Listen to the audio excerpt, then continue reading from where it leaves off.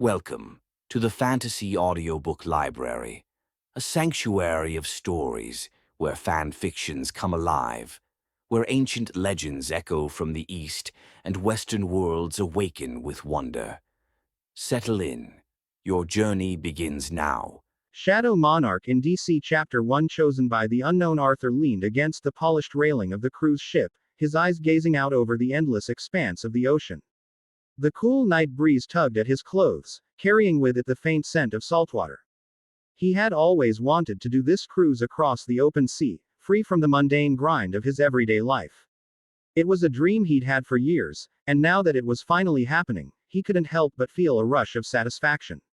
I can't believe I'm actually doing this, Arthur thought with a grin, leaning a little more over the edge. He had spent months planning, saving, and waiting for the chance to take this trip. And now, here he was. A young man in his prime, far from the monotony of work and routine, sailing under the stars. He was at peace. When the night stretched on, Arthur retreated to his room, the soft hum of the ship beneath his feet lulling him into a sense of comfort. He kicked off his shoes and flopped onto the bed, grabbing a manga from his bag. His eyes scanned the familiar pages, engrossed in a world of superheroes and battles. He knew these stories inside out, from the classic comic book heroes to the more obscure manga he had devoured over the years. There was something comforting about the fantastical, the idea of a world filled with superhuman feats and epic adventures. It was a world so different from his own. But as he flipped the pages, a low rumble suddenly shook the ship, pulling him from his thoughts. Arthur paused, a frown tugging at his lips. What the hell is going on? The rumble grew louder, vibrating through the walls of his room. A strange, unsettling feeling crawled up his spine. At first, he dismissed it, thinking it might be nothing. The ship had likely hit a rough patch of water. But as the rumble intensified, the ship itself groaned in protest, sending a wave of panic through Arthur's chest. He didn't waste another second. Arthur jumped to his feet and rushed out of his room, moving swiftly down the hallway as more and more passengers began to appear, their faces filled with confusion and fear. He joined them at the stairwell, moving toward the ship's deck. As he reached the upper level, he could hear the chaos before he saw it. Shouts of alarm filled the air, blending with the sound of frantic footsteps and panicked voices. When he finally reached the deck, the sight that greeted him stole the breath from his lungs. It wasn't a storm. It wasn't a simple seaquake. Before him, the vast ocean was twisting and churning, an immense whirlpool that seemed to stretch down to the depths of the earth. But it wasn't just any vortex. This one pulsed with an unnatural, otherworldly glow. The water around it boiled and spiraled as if the very ocean itself was being consumed by some monstrous force. The ship, his ship, was being drawn toward it, slowly at first, but the pull was unmistakable. You've gotta be kidding me. Arthur breathed, his voice barely a whisper against the growing wind. The vortex expanded, its edges crackling with energy, a terrifying force that seemed to exist beyond nature's reach. People screamed. Some tried to hold onto the railing, others ran in all directions, but it was clear there was no escape. Arthur's heart raced in his chest. Panic gripped him like a vice. He turned to find the nearest lifeboat, but the deck was in chaos. Too many people, too little time. The ship groaned under the strain as the vortex's pull grew stronger. In that moment, Arthur felt a sharp tug in his gut, like the universe itself had yanked on a thread attached to him. His vision blurred, and the sounds of the panicked crowd faded, replaced by the deafening roar of the ocean itself. The ship tilted, throwing him off balance, and he stumbled toward the edge, watching helplessly as the enormous spiral of water consumed everything. No, Arthur gasped, barely able to form the words. He was already halfway to the edge, falling toward the churning maw of the ocean. The last thing he saw was the glimmer of the water as it rushed toward him. He could feel it. The cold, the weight, the terrifying force of it. The world tilted and spun, and he couldn't breathe. The ship was gone. The world was gone. And all that was left was the unforgiving abyss. I didn't even finish reading H. The last thought that crossed his mind before everything went dark. Arthur's eyes fluttered open, the light of the room blinding at first. He blinked rapidly, trying to clear the haze from his mind. For a moment, the world was a blur, a swirling mix of darkness and light. But slowly, the details began to form. The soft, familiar hum of a fan. The low, rhythmic sound of something, perhaps the gentle ticking of a clock. He could smell something faint but unmistakable. Sea salt. The tang of seawater still clung to the air, though the gentle warmth of a room replaced the cold rush of the ocean. Where am I? Arthur thought, still dazed. He sat up, his head spinning as he took in his surroundings. The room was ordinary. Too ordinary. The kind of room a teenager would have. Posters of DC superheroes plastered across the walls. Batman, Superman, The Flash. It looked like something straight out of an old comic book shop. A shelf of action figures crowded one corner, and a half-open laptop sat on a desk, its screensaver flashing an idle image. The cluttered bed beneath him was made, though the sheets looked a little too perfect for someone who actually slept there. Arthur rubbed his eyes. What the hell? He swung his legs over the edge of the bed, his feet touching the carpeted floor. The soft, plush texture beneath his feet felt wrong, as if it didn't belong in the environment that had just been in his mind. The ship, the vortex, the cold, the fear. Where am I? He mumbled, still groggy. This isn't my house. Was it all a dream? The ship, the vortex, the cold, suffocating water that had claimed him. He shook his head, trying to shake off the lingering panic from the nightmare, or was it? Was he still dreaming? Was the trip to the ocean just a hallucination? His heart raced. Did I miss my trip? Suddenly, a faint hum filled the room, and without warning, a translucent blue screen materialized in front of his eyes, glowing softly in the dim light. Arthur froze, staring at it as the text flickered into existence. Welcome, player. You have been selected. Accept or die. Chapter 2. The system's call. Arthur blinked several times, his mind refusing to process what he was seeing. His heart thudded in his chest. What is this? He muttered aloud, reaching out with a trembling hand to touch the screen. His fingers brushed against the air, but the screen didn't disappear. It remained, hovering just in front of him like some kind of digital apparition. He pulled his hand back quickly, his heart racing. The words on the screen seemed to pulse, urging him to make a decision, as if they were waiting for him. The scent of saltwater hung in the air still, clinging to his senses, making him feel strangely grounded, like he was trapped between two worlds. The confusion bubbled up in his chest, thick and suffocating. He stood up unsteadily, pacing across the room, looking for an explanation. Was this a game? A simulation? None of it made sense. He looked around again. Posters. Action figures. The bed. Everything seemed normal. And yet, is this real? He whispered to himself. I'm dreaming, right? I must be dreaming. But the sea salt remained in the air, a constant reminder of the cold grip of the ocean. The words on the screen didn't change. You have been selected. Accept or die. Accept or die. The words seemed to echo in his mind, heavy and final. The screen flickered once, as if impatient. The words, accept or die, seemed to pulse with urgency. Arthur's heart pounded. There was no time to think, no room for hesitation. It wasn't a choice, not really. I accept. The moment the words left his lips, the screen vanished. The hum of the computer ceased, and the room fell into complete darkness.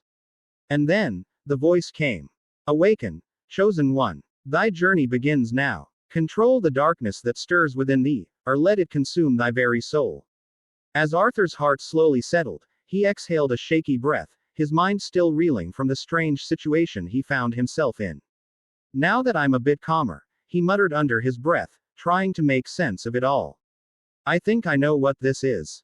It's clearly a system, but, before he could finish his thought, a voice cut through the quiet, sharp and demanding. Arthur. Arthur's heart leapt in his chest, the sudden call making him jump. Without thinking, he blurted out, I'm coming, Mom. A cold chill ran down his spine as the words left his mouth. Mom. What was he talking about? He was an orphan. He had no mother. His thoughts scrambled to catch up with his own slip of the tongue.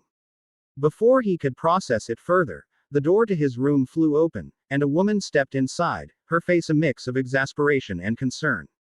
Arthur Blackwynd, she said, her voice loud and sharp. You're late for school again.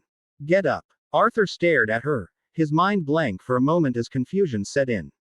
He opened his mouth, instinctively replying, I'll get ready in a minute.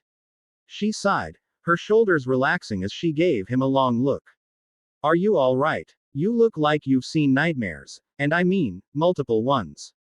I'm fine, Arthur managed, quickly shaking off the disorientation. I'll get ready. His voice lacked the usual confidence, a slight tremor betraying his unease. All right, she said, nodding.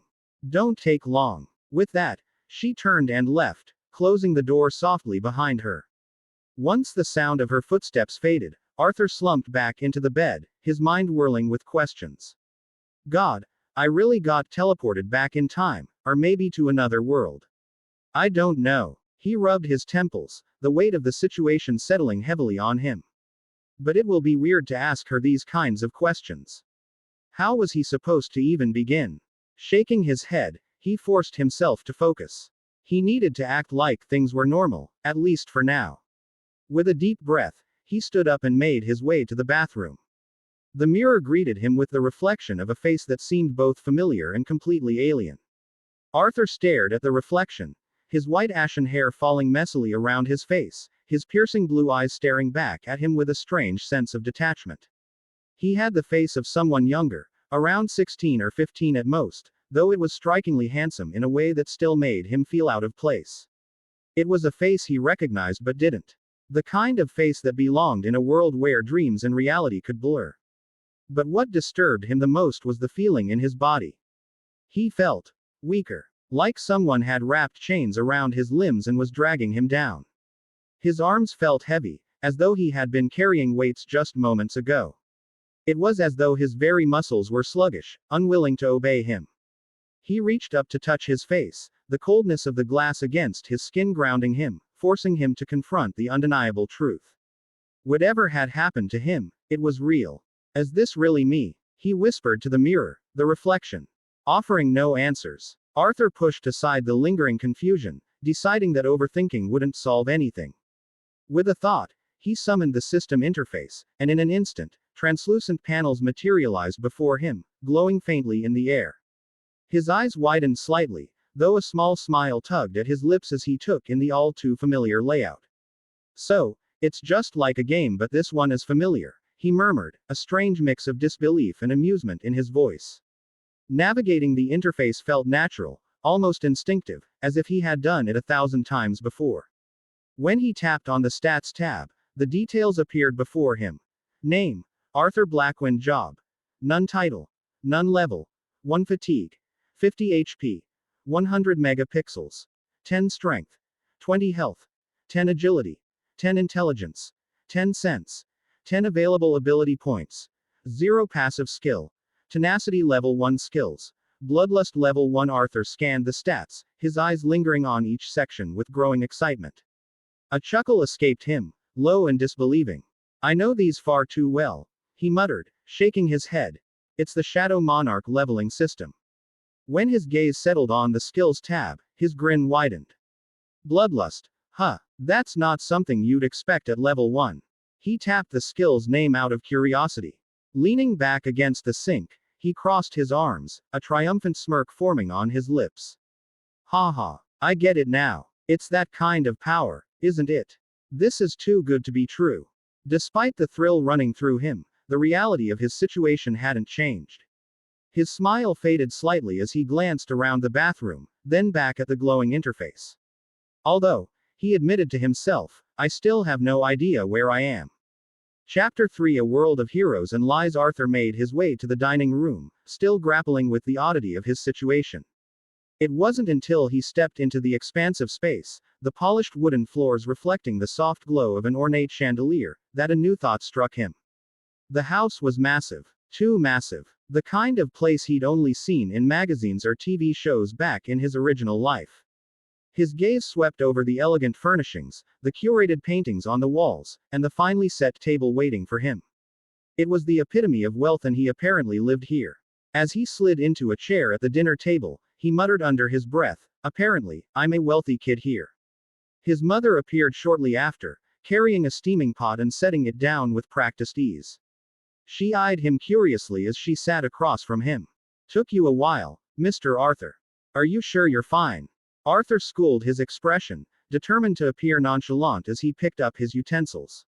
Of course, Mom. He began to eat, the warm, savory flavors grounding him slightly amidst the surreal nature of everything. She tilted her head, concern etched on her features. You know, if you're feeling unwell, you can skip school today if you want. Arthur paused for a moment, the offer tempting the younger, more carefree part of him. He smiled faintly as he thought, the kid in me would refuse, but I gotta see where I am. No, he said, shaking his head. I'll go. I need to attend, you see. His mother raised a brow, clearly surprised. How unusual. You usually take that offer in a heartbeat. Arthur chuckled softly, cutting into his food. I guess you could say I matured. Her lips curled into an approving smile. About time. Then her expression shifted slightly, adopting a hint of disapproval. Speaking of which, it'd be wise to get rid of that mess in your room. Nobody likes those freaks, they're a bad example to take, son. Arthur froze mid-bite, blinking. Mess. Freaks. It clicked after a moment, and he swallowed quickly, forcing a nervous smile. Oh, you must mean, the figurines and whatnot. She nodded firmly. Exactly. Once you have the time, you should take care of it. Sure thing, he replied with an awkward laugh, unsure where this conversation was heading. Good, she said, her tone resolute. Because they've been causing nothing but trouble. Those so-called superheroes, nothing but freaks of nature, doing whatever they want because no one can stop them. And they have the audacity to call it justice. Ha! Arthur's hand trembled slightly as he lifted his coffee cup, her words rattling him more than he cared to admit. He took a sip, but as her disdainful tirade continued, he nearly choked, spitting the coffee back into his cup. What do you mean by, they are causing trouble? She frowned, clearly puzzled by his reaction. Haven't you been paying attention to the news? Yesterday, that freak in Metropolis destroyed an entire building just to save a handful of people. It's chaos, everywhere they go. Arthur's mind reeled. His pulse quickened as he struggled to process what she was saying. Metropolis. And don't even get me started on that alien. She continued, exasperation dripping from every word. Then, as if remembering something, her tone softened. I will admit, though, I do like Batman. He seems sensible, at least. Arthur's eyes widened, his thoughts racing. Batman. Metropolis. Freaks of nature. Are you saying superheroes actually exist here? Before he could ask another question, she glanced at her watch and stood abruptly. Well, Arthur, I have to go now. And you'd better head out, too. I don't want to get another call from the principal about you being late again. Without waiting for a reply, she grabbed her bag and left the room, leaving Arthur sitting there in stunned silence. The air seemed heavier as he stared blankly at the empty doorway. Slowly, the truth dawned on him, a revelation so staggering it left him momentarily breathless. I'm in the DC universe. He whispered to himself, his voice barely audible. The realization sent a chill down his spine, a mix of awe and dread churning in his chest. He wasn't just in another world. He was in a world where gods, monsters, and heroes walked the earth. Arthur stepped out of the front door, immediately greeted by the sight of a sprawling estate that took his breath away. The house behind him, no mansion, was a masterpiece of architecture, with tall, gleaming windows and intricate stonework that exuded wealth and prestige. In front of him stretched a pristine garden, its paths winding through lush green expanses bordered by meticulously trimmed hedges and vibrant flower beds. A fountain adorned the grounds, their gentle streams of water catching the morning sunlight and casting sparkling patterns on the cobblestone driveway. Beyond the garden, a sleek black car with tinted windows idled on the circular drive, its polished surface reflecting the surrounding opulence. A uniformed driver stood at attention beside the car, his posture crisp and professional, exuding the same air of refinement that permeated the estate. Arthur took a moment to absorb it all, a mix of amazement and disbelief swirling in his chest.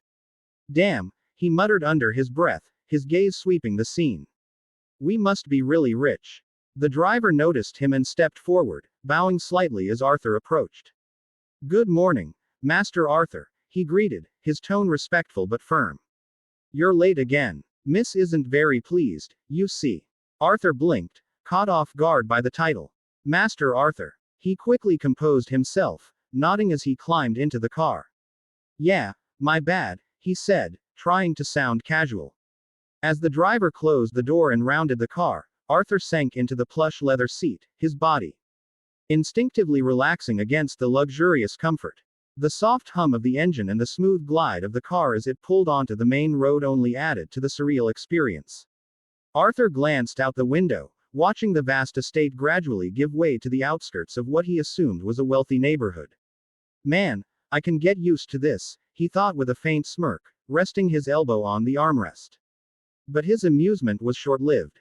The reality of his situation crept back in, and his thoughts turned inward as the car smoothly cruised along. He gazed at the world outside but saw none of it, his mind too preoccupied. So, I'm in a world of powerful beings. Superhumans, aliens, gods, and then there's me. He exhaled slowly, his fingers drumming lightly on the armrest. I've got incredible power potential now, sure. But the same goes for them. His reflection in the tinted window caught his attention, the faint blue of his eyes meeting his gaze. What's the purpose of all this? Why am I here? The question lingered in his mind, unanswered but insistent. For now, he was just another teenager heading to school, but Arthur knew better. Whatever had brought him here, as the car turned onto a busier street, Arthur let out a quiet sigh, his fingers tightening slightly on the seat's edge. The driver's voice broke through his thoughts. We'll be there shortly, Master Arthur, the man said, his tone polite. Arthur nodded absently, offering a small hum of acknowledgement. He wasn't entirely sure what awaited him at school, or in this world at large, and maybe, just maybe, enjoy the perks of being a rich kid along the way. Chapter 4 Jump City. As the car cruised through the bustling streets of Jump City, Arthur's gaze shifted to the signboards flashing by. The bright advertisements, local restaurant names, and the unmistakable skyline of a city caught between the mundane and the extraordinary gave him a strange sense of déjà vu. Jump City. His brow furrowed slightly as the name clicked in his mind. Wait, isn't that where? His thoughts were interrupted by the sudden halt of the car. The tires squealed faintly as the driver hit the brakes, bringing the vehicle to a smooth but abrupt stop. Arthur leaned forward slightly, catching himself on the edge of the seat. Apologies, Master Arthur, the driver said with a faint click of his tongue, glancing at the traffic ahead. Seems we're stuck. Arthur sat back and tilted his head to peer through the windshield. Cars were lined up in both directions, their brake lights glowing like a sea of red eyes. Drivers honked impatiently, some rolling down their windows to shout at the standstill. Arthur's sharp eyes, however, caught something unusual further up the road. A faint plume of smoke curled into the air, and there, in the middle of the street, was the unmistakable glint of metal. What is that? Arthur narrowed his eyes, trying to make sense of the scene. The driver sighed heavily, tapping the wheel in irritation. Tisk, it's those children again, he muttered under his breath, loud enough for Arthur to hear. Arthur glanced at him, confused. The children. The driver gestured vaguely toward the chaos ahead. The Titans. They always leave a mess behind, and they're always late to clean it up. Look at that. Whatever it is, it's blocking the entire road. Arthur's curiosity deepened. He turned back to the scene, his gaze sharpening as a faint sensation washed over him. It was subtle at first, like a distant pulse, but it grew stronger the longer he focused. Someone powerful had been here. Titans, Arthur murmured to himself, his voice laced with intrigue. He'd read about the Teen Titans before, seen them in comics and shows. But this was different. This wasn't fiction anymore. Up ahead, he could now make out the source of the obstruction. A large, humanoid robot, its metallic body crumpled and sparking. Its head was tilted at an unnatural angle, wires spilling out like guts, and its legs were twisted beneath it as if it had been thrown with tremendous force. Arthur's instincts prickled. The faint pulse he felt wasn't coming from the robot, it was from near it. Someone, or something, had left a mark on the area, a residue of power that hung in the air like static. The driver glanced at him in the rearview mirror. Don't let them fool you with their heroics, Master Arthur. They cause as much trouble as they solve. Just look at this mess. Who's going to clean it up, Arthur's lips quirked into a faint, wry smile. Right. The Titans. The car inched forward as the traffic began to thin, other drivers maneuvering around the wreckage with exasperated glares. Arthur kept his gaze fixed on the robot as they passed it, his mind racing. His hand unconsciously clenched into a fist. The power coursing through him felt like a small ember compared to what he'd just sensed. There were forces at play in this world that he didn't yet understand, but one thing was certain. This wasn't a place where he could afford to be weak. I know too damn well what it means to be a normal citizen in such a world, he muttered to himself, a bitter edge of sarcasm in his tone. Or at least, I've read about it. The car slowed, and before long, it turned onto a pristinely maintained driveway. Arthur's eyes widened slightly as they approached a sprawling campus. Elegant gates with intricate designs marked the entrance, and beyond them lay beautifully landscaped gardens, fountains, and a grand building with towering spires that practically screamed affluence. As the car came to a stop in front of the entrance, Arthur stepped out, his gaze sweeping over the school. The pristine uniforms of the students, the luxury cars pulling up to drop off others, and the aura of exclusivity were unmistakable. He let out a quiet sigh. Of course, he said dryly, his lips curving into a sardonic smirk. It's a private school. Before heading inside, he turned to the driver, who was shutting the car door, raised an eyebrow in surprise. Master Arthur, you're usually not this chatty in the mornings. What's on your mind? Arthur rubbed the back of his neck, debating how to phrase his next words without sounding insane. Listen, I'm gonna ask you some weird questions, so just roll with it, alright? The driver gave a light chuckle. Master Arthur, in all my years of driving you, I've grown used to your antics. Fire away. Arthur's face remained deadpan. What do you want me to call you, and what class am I in exactly? His driver froze for a moment, then let out a hearty laugh. I see Master Arthur is in a mood for jests today. Perhaps you didn't sleep well. Arthur stared at him, his expression unchanged, the silence heavy enough to make him reconsider. Clearing his throat, George straightened. Well, if you must, you can call me George. And as for your class, you're a junior here, in the 11th grade. Arthur gave a faint nod. Thanks, George. Be seeing you. Without waiting for a response, he turned and made his way toward the grand school building, feeling the weight of his situation yet again. Junior year, huh? At least I've got something to work with now. Arthur pushed open the grand doors and stepped inside. The interior of the school was as lavish as the exterior. Polished floors, high ceilings adorned with chandeliers, and hallways lined with paintings that looked like they belonged in a museum. He glanced around, already drawing a few stares from students passing by. He wasn't sure if it was because he was late or if it was something else entirely. Guess it doesn't matter, he thought, striding toward what he assumed was his classroom. It didn't take long for him to find the right room. He paused outside the door, steeling himself before pushing it open. The teacher, a stern-looking man with glasses perched on his nose, immediately stopped mid-sentence. He turned to Arthur, his expression a mix of annoyance and exasperation. Arthur Blackwynd, the teacher said, crossing his arms. Late again, I see. Care to explain? Arthur scratched the back of his head sheepishly, flashing an apologetic smile. Sorry about that, sir. Won't happen again. The teacher sighed, gesturing toward the seats. Just take your seat, and make sure it doesn't. Arthur quickly made his way to an empty desk near the back of the room. As he sat down, he could feel a few curious gazes on him, but he ignored them, leaning back slightly in his chair. Well, he thought, staring at the board and trying to blend in. Step 1 of surviving this world. Figure out what's normal around here. Chapter 5. A mysterious girl. The class was quiet as the teacher attempted to pick up where they left off, scribbling equations on the whiteboard. Arthur sat near the back, his eyes unfocused as he tried to process the events of the day, still caught between the reality of his situation and his newfound abilities. But then, a voice cut through his thoughts. Hey, Arthur, isn't it? Arthur looked up. The voice came from the kid sitting in front of him, a slightly scruffy-looking boy with a mischievous grin on his face. Arthur had never seen him before, but there was something about the way he spoke, almost mocking. Yeah, Arthur replied, his tone neutral, though a slight flicker of irritation sparked within him. The kid smirked, leaning back in his chair. I heard you're the new rich kid around here.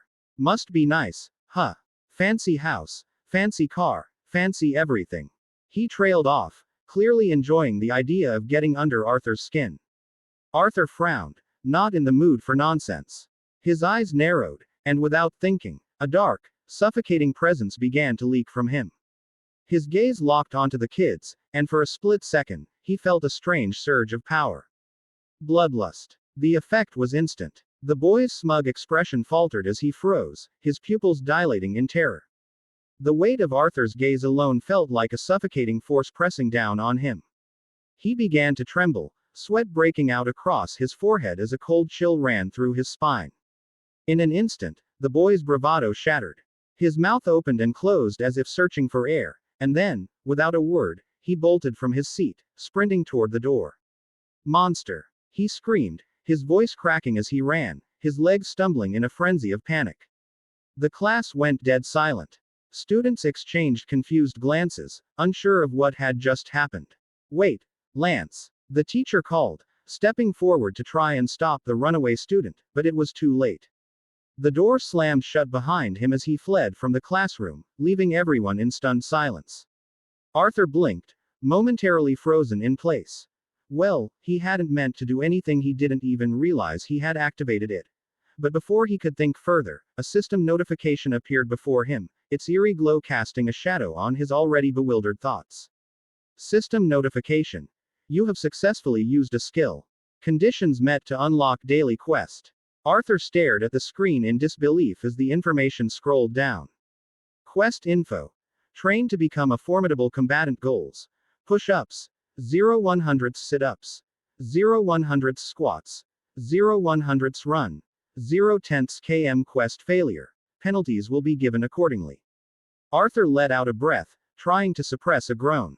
I was wondering when will this quest show up, but seriously it felt like the system used that skill on his own just to force this task on me. He glanced around, feeling the weight of his classmates' eyes on him. Some were still staring in the direction Lance had fled, others looking back at Arthur, utterly confused. Arthur's gaze flickered to the teacher, who looked just as perplexed as everyone else. What exactly did you do to him, Arthur? The teacher asked cautiously, his voice tinged with concern. He forced a smile, trying to diffuse the tension. I'm not sure, Arthur said, his voice light, though his thoughts were anything but. Guess he wasn't a fan of late arrivals. The class didn't seem convinced, but the teacher didn't press further. But just as he was trying to push the thoughts aside and concentrate on his new daily quests, something caught his attention, a feeling, a presence. He glanced across the room, and his eyes landed on a girl sitting not too far from him. At first, it was the subtle shift in the air that drew him in, a subtle pressure, an energy emanating from her that felt almost palpable. It wasn't just the way the light seemed to bend around her or the slight distortion in the atmosphere, it was the intensity of her aura. Her presence was unmistakable. It was like a storm on the horizon, an aura so dense that it almost made the air feel thicker, heavier. It was sharp, focused, and, if he was being honest, a little intimidating.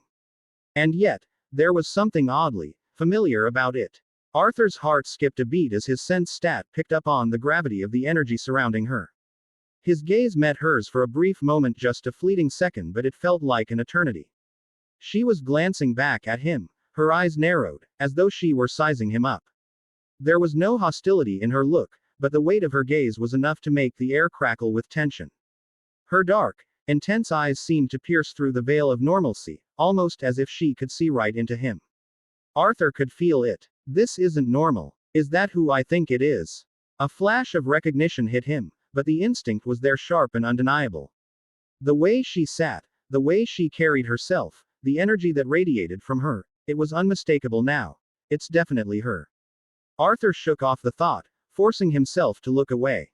The last thing he needed was to be caught staring like a fool, especially with someone like her. But the unease in his chest lingered, a gnawing feeling that something was different about this place, about the people here. As the bell rang and students started to gather their things, Arthur stood up slowly, his thoughts a whirlpool of confusion. I gotta finish this daily quest ASAP. I don't want to end up in the penalty zone. He gathered his things, his hands moving mechanically as he slipped his books into his bag. He glanced around at his classmates, some laughing, others rushing out the door, oblivious to the storm that seemed to be brewing just beneath the surface for him. Just as he stepped into the hallway, though, he felt the familiar, piercing weight of someone's gaze. Without even having to look, Arthur knew exactly who it was. She stood near the door, her presence undeniable in the sea of students moving around her. The girl. Their eyes met once again, and Arthur's breath caught in his throat for a moment. There was something unspoken in the way she looked at him, like a challenge wrapped in a mystery. She was standing there, waiting for him. He was sure of it. Arthur Blackwynd, she said, her voice calm but unwavering, cutting through the noise of the bustling students. We need to talk. While pointing toward the track outside, Arthur raised an eyebrow, caught off guard by her directness. His instinct was to crack a joke, anything to break the tension. He couldn't help but let a sarcastic smile slip onto his face as he replied, "We have PE now, how convenient." But her expression didn't shift. She didn't laugh or even acknowledge his attempt at humor. Instead, she just pointed toward the track outside. It was as if she had heard the words, but they meant nothing. All that mattered now was what came next. Without waiting for his response, she turned and started walking, her pace measured and purposeful, as though this was something that had already been decided long before Arthur had even stepped out of the classroom. Arthur watched her for a moment, the sarcasm still hanging on his lips but quickly fading. There was no denying it now, she wasn't here to chat or make small talk. She was here for something serious. Chapter 6 Raven of the Teen Titans. Arthur, with a sigh, he shook his head, his feet following her without a second thought. This was no longer about getting through the day or finishing his quest. Something about her, about this situation felt too important to ignore. The track was just ahead, an open stretch of pavement surrounded by the wide, green expanse of the field. The sound of the students' footsteps seemed muffled as Arthur's thoughts raced. What does she want with me? He caught up to her quickly, matching her stride, though he couldn't shake the feeling that she had been expecting him to follow all along. Arthur followed her in silence, the sound of their footsteps crunching against the gravel path the only thing breaking the stillness. The track had thinned out, the distant noise of students fading away until they reached a more secluded area shielded by trees. The sunlight filtered through the leaves, casting dappled shadows on the ground. She stopped abruptly, turning around to face him. "This place is safe," she said, her voice low but firm, her violet eyes locking onto his with an intensity that made Arthur stand straighter. Arthur raised an eyebrow, already sensing this was no ordinary conversation. Before he could say anything, she cut straight to the point. "Now, Arthur," she began, crossing her arms, "speak. What and who exactly are you?" Arthur blinked, caught slightly off guard by her directness. "Well, my name is Arthur." "Cut the crap," she interrupted, her tone sharper now. "I sensed a great darkness from you earlier." "What is that? And I'm asking again. Who exactly are you?" Arthur looked at her for a moment, a wry smile creeping onto his face. "Strange, isn't it? But I know who you are," he said, his tone calm but edged with something unreadable. "You're Raven, aren't you? Hiding that gem in your forehead isn't exactly working on me." Raven's eyes widened slightly, her composure slipping for the briefest of moments before she regained it. Arthur smirked at her reaction. "In fact," he added, "you're the one I sensed darkness from. You might want to work on that, by the way." Raven narrowed her eyes at him. "You're hiding something." Arthur sighed, running a hand through his hair. "I'm not sharing everything with her," he thought. "It's true," he said aloud, "I have powers. But I'm only figuring it out as I go. That's all I can tell you right now." Raven didn't look convinced. She studied him for a moment, her gaze unwavering, before finally speaking. "Well, you won't be the first in this school," she said, her voice even. "But you do realize I'll have to report you to the Titans, right?" Arthur chuckled, shaking his head. "Sure," he said, his tone almost playful. "As long as I don't cause trouble, I guess I'm one of the good guys in your eyes." "But wait." He paused, his expression shifting to something more curious. "What do you mean I'm not the only one in this school? There are others with abilities here." "Of course," Raven replied, her tone guarded. "But that's all I can say to you." Arthur tilted his head slightly, piecing things together. "Hold on," he said, his smirk returning. "It was you, wasn't it? You're the one who destroyed that robot on the road earlier. Bold of you to assume I'd cause trouble when I basically got here late thanks to you." Raven's face flushed slightly, a rare hint of embarrassment creeping into her usually stoic demeanor. I just wanted to confirm this myself, she said, her voice quieter. Arthur raised an eyebrow but said nothing. Raven hesitated for a moment, her piercing gaze locked onto Arthur. Finally, she spoke, her tone calm but carrying a weight of authority. Very well, she said. I won't report anything, yet. But I'll keep an eye on you myself. Arthur raised an eyebrow, caught between gratitude and unease. I appreciate it, I guess, he said, his tone tinged with sarcasm but not entirely insincere. Raven smirked faintly, turning to leave. She took a few steps before glancing over her shoulder, her violet eyes gleaming with something unreadable. You know, she said, her voice softer but still deliberate, if you're strong enough, you could even join us. Arthur blinked, momentarily stunned. He opened his mouth to respond, but she didn't wait for an answer. Be seeing you, Arthur, she said, her tone more neutral again as she turned to leave, disappearing down the path with a fluid grace that left him standing there in silence. Arthur shook his head with a half smile. Join the Titans, he thought. Well, that's one way to make a first impression, but I don't think I want that, already on the watchlist of someone as formidable as her. He paused for a moment, his smirk growing wider. Gotta say, though, if someone's going to keep an eye on me, it might as well be a hottie like Raven. With a deep breath, he glanced at the track, the open expanse stretching out before him. I need to use this track anyway, he muttered to himself, rolling his shoulders. Time to start this daily quest. Arthur lay flat on the track, his chest heaving as though his lungs were trying to escape his body. Sweat drenched his shirt, sticking it to his skin like a second layer, and his face was a mix of pale exhaustion and sheer determination. His abs screamed in protest, his legs wobbled like gelatin, and his arms felt like noodles. 97. 98. He gasped, dragging his body up inch by agonizing inch. His teeth clenched as he fell back down, staring up at the sky. Why did I do the 10-kilometer run first? Why? He cursed internally, his muscles barely cooperating. A few students passing by paused to watch, whispering among themselves. Look at him, he's been at it for hours, one said, eyes wide with disbelief. Is he trying to kill himself or something? Another added, shaking their head. That guy's either crazy or training to join the Olympics, someone muttered. Arthur groaned, ignoring the chatter. His focus was singular, tunnel vision locking onto one goal: finish the damn sit-ups. 99. He rasped, his voice barely audible. His arms trembled as he pushed himself up one final time. Every fiber of his being screamed in protest. 100. He shouted, collapsing onto his back with the dramatic flair of a hero falling in battle. The sideline spectators broke into scattered applause, half amused, half impressed. He actually did it, one of them said in awe. Yeah, but is he alive? Should we call someone? Another joked. Arthur blinked up at the sky, feeling the sweet embrace of death, or maybe just exhaustion. But before he could dwell on his misery, a familiar ding echoed in his mind. Daily quest completed. You leveled up. Rewards granted. Choose 1 + 5 ability points. Blessed loot box. Full recovery. Arthur's lips twitched into a weak smile, his exhaustion temporarily forgotten. Leveled up. Huh. Finally, some good news, he muttered, reading the options. Let's see. Ability points are tempting. The loot box could be fun and I might get those dungeon keys if they exist in this world, but he glanced at his trembling limbs, remembering the hellish workout. Yeah, no contest. For now I need this, otherwise I won't be able to walk. I can get the other rewards once I get used to this hellish workout. The words floated in front of his vision like a gift from the heavens.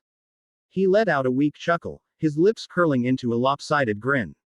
Full recovery, he muttered to himself. As soon as he activated the reward, a rush of energy coursed through his body.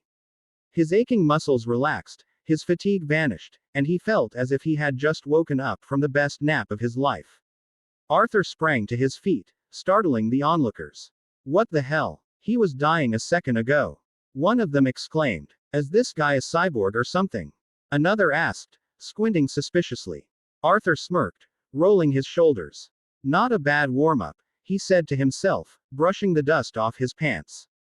He glanced at the track. Next time, I'm doing the sit-ups first, he thought with a wry grin, striding away with the energy of someone who hadn't just been on the brink of collapse moments ago. Chapter 7 Fury in the Alley. Arthur stepped out of the school building, the weight of the day settling on his shoulders. It had been an eventful one. Meeting Raven, checking out my powers. His thoughts were a storm, but as he stepped into the bustling streets, the momentary chaos of his surroundings helped ground him. Still, beyond that, I didn't notice anyone else who seemed out of the ordinary. He couldn't shake the lingering doubt Raven's words had sparked in him. Was she telling the truth? Or was she just a wary person sensing shadows in everyone? He glanced around, seeing nothing that stood out. No one else had given off that same vibe she had. He thought about it for a moment, but decided against dwelling too much on it. I'll figure this out in my own time. As he walked toward the school's front gates, his eyes landed on George, standing beside a sleek black car parked at the curb. The older man was waiting patiently, his hands clasped behind his back as he leaned slightly against the vehicle. His expression was stoic, yet there was a hint of something unreadable in his gaze. Arthur walked up to him, his feet crunching against the pavement with each step. "George," he called out, his voice casual but firm, "you can go ahead. I'll go back on my own today. Got some business to take care of." George straightened up at the sound of his voice, his lips twitching into a small, understanding smile. "Master Arthur, you know I can't do that," he replied, voice full of gentle admonishment.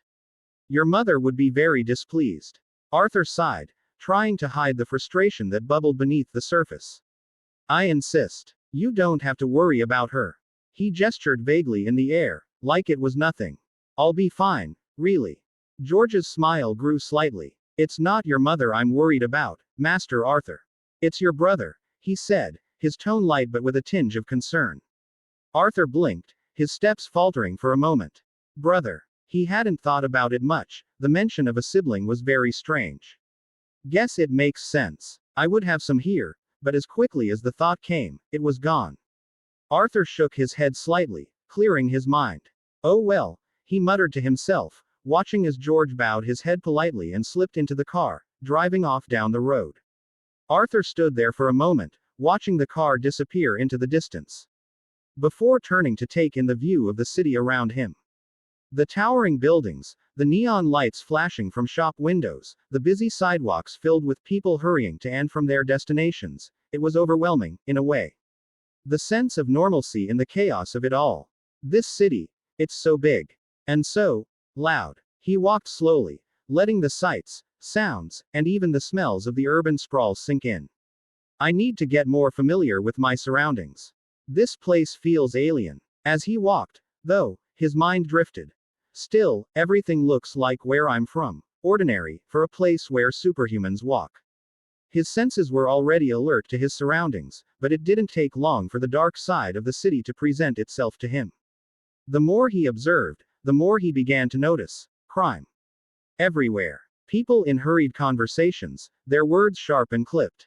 Little pockets of conflict cropping up around him. An argument over a purse, a man trying to sell something suspiciously from a bag. But even worse, there were more dangerous things lurking in the shadows. Desperate figures, dangerous deals, a general air of lawlessness that seemed to linger despite the presence of capes and masked vigilantes. For a place where superhumans roam freely, it's still very much the same. Chaos rules. It was almost like a dark irony. Powers were supposed to bring order, but in a city like this, the people with power weren't always the ones keeping the peace. Arthur grimaced slightly, feeling the weight of that truth sit heavily on him. As he continued walking, lost in his thoughts, something caught his eye, movement in the alleyway ahead. A figure, a woman, seemed to be in trouble. Arthur's senses sharpened, and without thinking, he quickened his pace toward the sound of low voices. His blood pulsed in his veins, his instincts kicking in. A couple of men, rough-looking with their jackets pulled low over their heads, were standing in front of the woman, blocking her path. She was backed up against the cold brick wall, her hands clutching her purse to her chest in desperation. One of the men was making menacing gestures, clearly trying to intimidate her into handing it over. "Hey," one of them sneered, "you wanna give that up easy? Or do we make this difficult?" Something inside Arthur snapped. Without thinking, his bloodlust swirled to the surface like a burning tide. He wasn't aware of his own eyes glowing, but the strange power that had stirred within him was undeniable. He moved quickly, almost instinctively, closing the gap between him and the thugs before they could even register his presence. I was hoping to find someone to test my current strength. The two thugs were so focused on the woman that they didn't notice Arthur closing in on them until it was almost too late. As he stepped into the alley, his presence seemed to disrupt the air itself. One of the men, a scruffy figure with a scarred face, turned at the sound of footsteps, his hand instinctively going for the knife at his side. The other followed suit, reaching into his jacket. Their eyes widened when they saw Arthur standing there, calm as ever, unarmed. "What the hell?" the scarred thug growled. "What's a kid doing here?" "None of your business," Arthur said, his voice cold and steady, his eyes fixed on the thugs like a predator sizing up its prey. His stance was casual, but there was an aura of danger that surrounded him. The thug with the unkempt beard scoffed, sneering. "Kid's got guts, I'll give him that. But you're about to regret this, punk." The first thug lunged, his knife flashing in the dim alley light. With practiced speed, Arthur sidestepped the attack, feeling the blade cut through the air just inches from his face. The thug's momentum carried him forward, but Arthur's foot swung up in a perfect arc, slamming into the thug's side with such force that he crashed into the wall, gasping for breath. Before the second thug could react, Arthur was already on him. He grabbed the thug's wrist mid-strike, the knife barely grazing his skin as he twisted the man's arm with brutal efficiency. With a snap of his wrist, Arthur forced the weapon to drop, sending the thug stumbling back. The thug's eyes widened, disbelief flashing across his face. "You," the thug began, but Arthur's fist collided with his jaw before he could finish the sentence. The punch was like a wrecking ball, sending the thug sprawling onto the ground, his body crumpling in a heap. "Pathetic," Arthur muttered under his breath, the adrenaline coursing through him as he moved effortlessly between the two men. The first thug, still trying to regain his bearings, lunged at Arthur again, but the young man was already steps ahead. He ducked under the wild slash, stepping into the thug's guard. Before the thug could react, Arthur's knee connected with his abdomen, knocking the wind out of him. He gasped, unable to speak, and Arthur's fist came down like a hammer, smashing into the thug's temple with a sickening thud.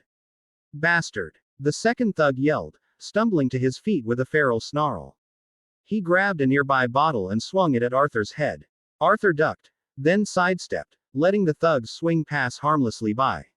"You're really making this harder on yourselves," Arthur said, his voice dripping with contempt. The thug growled and attempted a desperate charge, but Arthur was too fast. He sidestepped again, and before the thug could react, Arthur slammed his elbow into the back of his neck with all his strength. There was a sickening crack, and the thug collapsed to the ground, unconscious before he could even scream. Arthur took a step back, wiping his hands off. He turned toward the woman in the corner, who was still hiding, wide-eyed, her back pressed against the wall. "Are you okay?" Arthur asked, his voice softer now. He was about to take a step toward her, but his instincts flared just in time. A flash of steel caught his eye, and without thinking, he twisted his body and ducked, narrowly avoiding the blade of a third thug who had emerged from the shadows. The man's knife sliced through the air, just grazing the sleeve of Arthur's shirt. Arthur's heart raced, but his movements were fluid, controlled.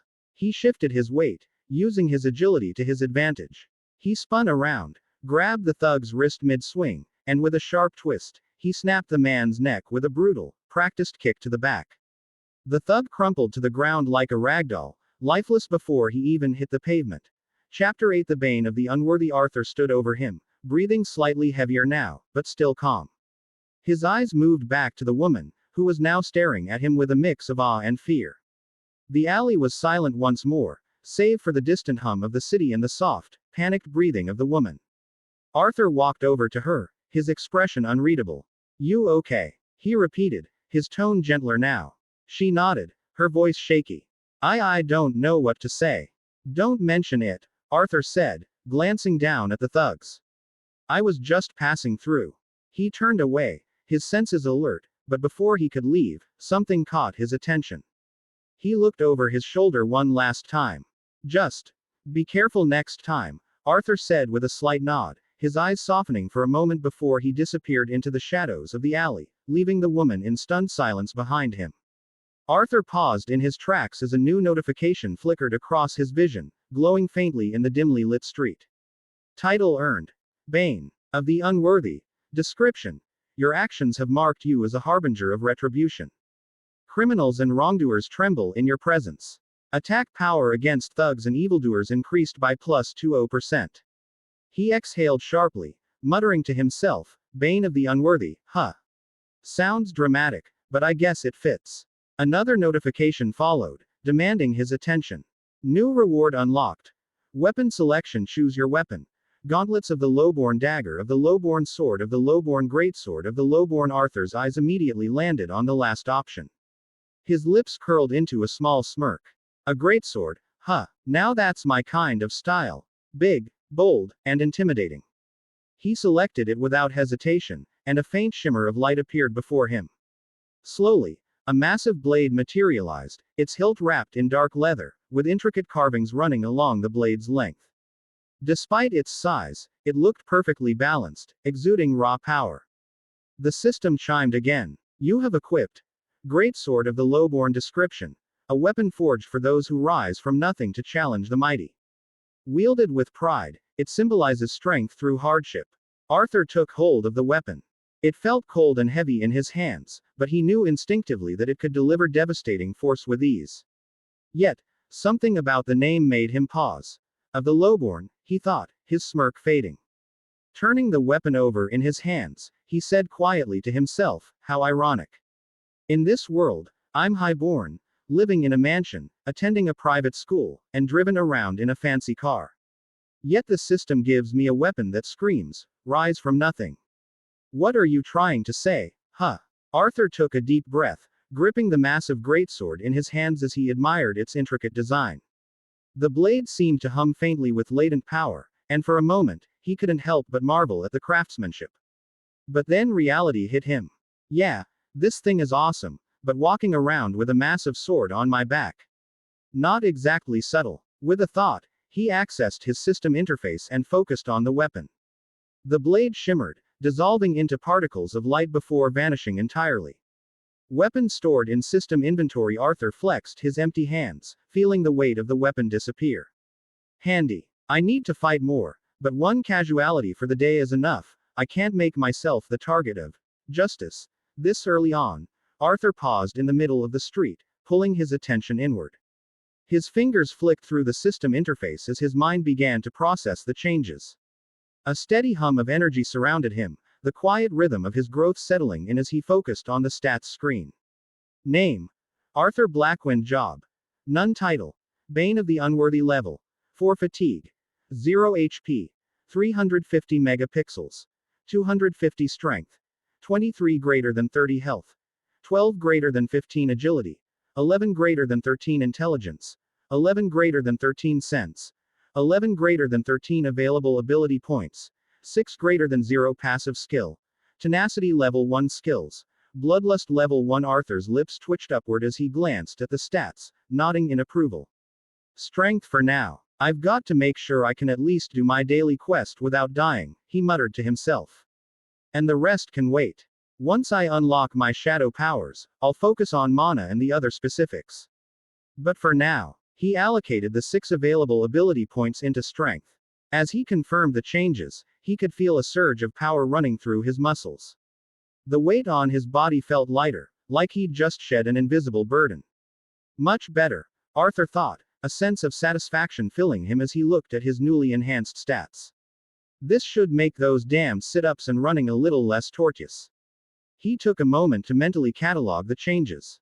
Before closing the interface, his focus shifting back to the world around him. The streets bustled with activity, but Arthur felt different now. Stronger. More capable. Up in the sky, amidst the sprawling city of Jump, 2 figures floated silently, watching Arthur below. Their presence was barely noticeable to anyone on the ground, but their keen eyes tracked his every move. The air around them hummed with an otherworldly energy. Raven, dressed in her signature dark cloak, her hood raised to obscure her face except for her piercing violet eyes, stood with a calm but calculating demeanor. Beside her, Starfire floated effortlessly, her long fiery hair flowing in the wind, the vibrant green of her outfit glowing under the setting sun. The contrast between their appearances was striking. Raven with her brooding, mystical aura, and Starfire with her radiant, almost ethereal presence. Starfire, her gaze fixed on Arthur, tilted her head slightly. "He looks strong," she said, her voice laced with both admiration and concern. "But what he did earlier, it was wrong. Those thugs didn't deserve death." Raven's eyes narrowed as she studied Arthur's form below. There was a subtle tension in the air around her, a quiet intensity that made it clear she wasn't simply observing. "I don't know," she replied, her voice calm, yet carrying a weight of something deeper. "What he did wasn't justified. But I sensed something more beneath the surface." Starfire turned to her, her golden eyes reflecting concern. "What do you mean?" Raven's lips twisted into a slight frown as she closed her eyes for a moment, sensing the lingering energy around Arthur. "He's hiding a greater source of power. What he did back there, those thugs were nothing to him. That was just a glimpse. He's far stronger than what he's showing. Whatever he's capable of, it's much more than that." Her eyes snapped open, her voice firm. "I don't trust him yet. There's something dangerous about him, but it's still too early to make a decision." Starfire watched Arthur intently, her gaze softening with a touch of empathy. "So, should we capture him? Bring him in for questioning?" Raven shook her head, the edge of her cloak fluttering in the wind. "No, not yet." Her voice was firm, yet tinged with a sense of resolve. "I'll observe him more. If he proves to be a threat or if he's worth the risk, I'll bring him to Robin. But for now, we wait." Starfire nodded, understanding the weight of the decision. "I trust your judgment, Raven." With one last glance at Arthur, the two women turned their attention away, vanishing into the shadows of the sky as they continued their silent watch. Chapter 9. The Tower's Call. Arthur finished his final set of squats and sit-ups, his breath heavy but steady, a testament to the weeks of conditioning he had pushed through. Looking around at the sidelines, he could hear the whispers. "He's been at it for days. A whole week now, non-stop on the track," one person murmured in awe. Another voice chimed in, "I told you he was training to join the Olympics, man. Guys built different." Arthur rolled his eyes, half amused, half exhausted by the constant attention. He wiped the sweat from his brow and straightened up, allowing his mind to drift for a moment. "I've been doing this for a week straight." He glanced at the others around him as he caught his breath, the usual hustle and bustle of the school grounds swirling in the background. But then, his thoughts lingered on something that had been bothering him for the past few days. "I haven't seen Raven in a week," he thought, a slight frown pulling at the corners of his mouth. The last encounter with her had been strange. She'd left him with more questions than answers, and ever since then, he hadn't caught a single glimpse of her around the school. He couldn't quite shake the feeling that something was off, like her watching him wasn't the end of it. Did she find something out? Is she still keeping an eye on me? Just as that thought crossed his mind, a soft ping rang through his mind. His system interface flashed before his eyes, a welcome sight that drew his attention away from his concerns. Daily quest completed. You leveled up. Rewards granted. Choose 1+5 ability points. Blessed loot box. Full recovery. Arthur blinked, looking at the options. He was hardly tired from his training anymore, the days of struggling with basic exercises long behind him. He'd grown stronger, faster, and his stamina had improved exponentially. "I'm not exactly exhausted," he thought to himself with a chuckle. "I guess it's about time I opened this loot box." With a flick of his wrist, the box materialized in his hands. He could feel the energy pulse through it as it began to crack open, revealing a gleaming set of armor. The metal was simple yet sturdy, glowing faintly with an almost ethereal light. The armor's design was functional, built for both protection and mobility. A dark, matte finish with simple yet striking engravings along the shoulders and chest gave it a battle-ready aura.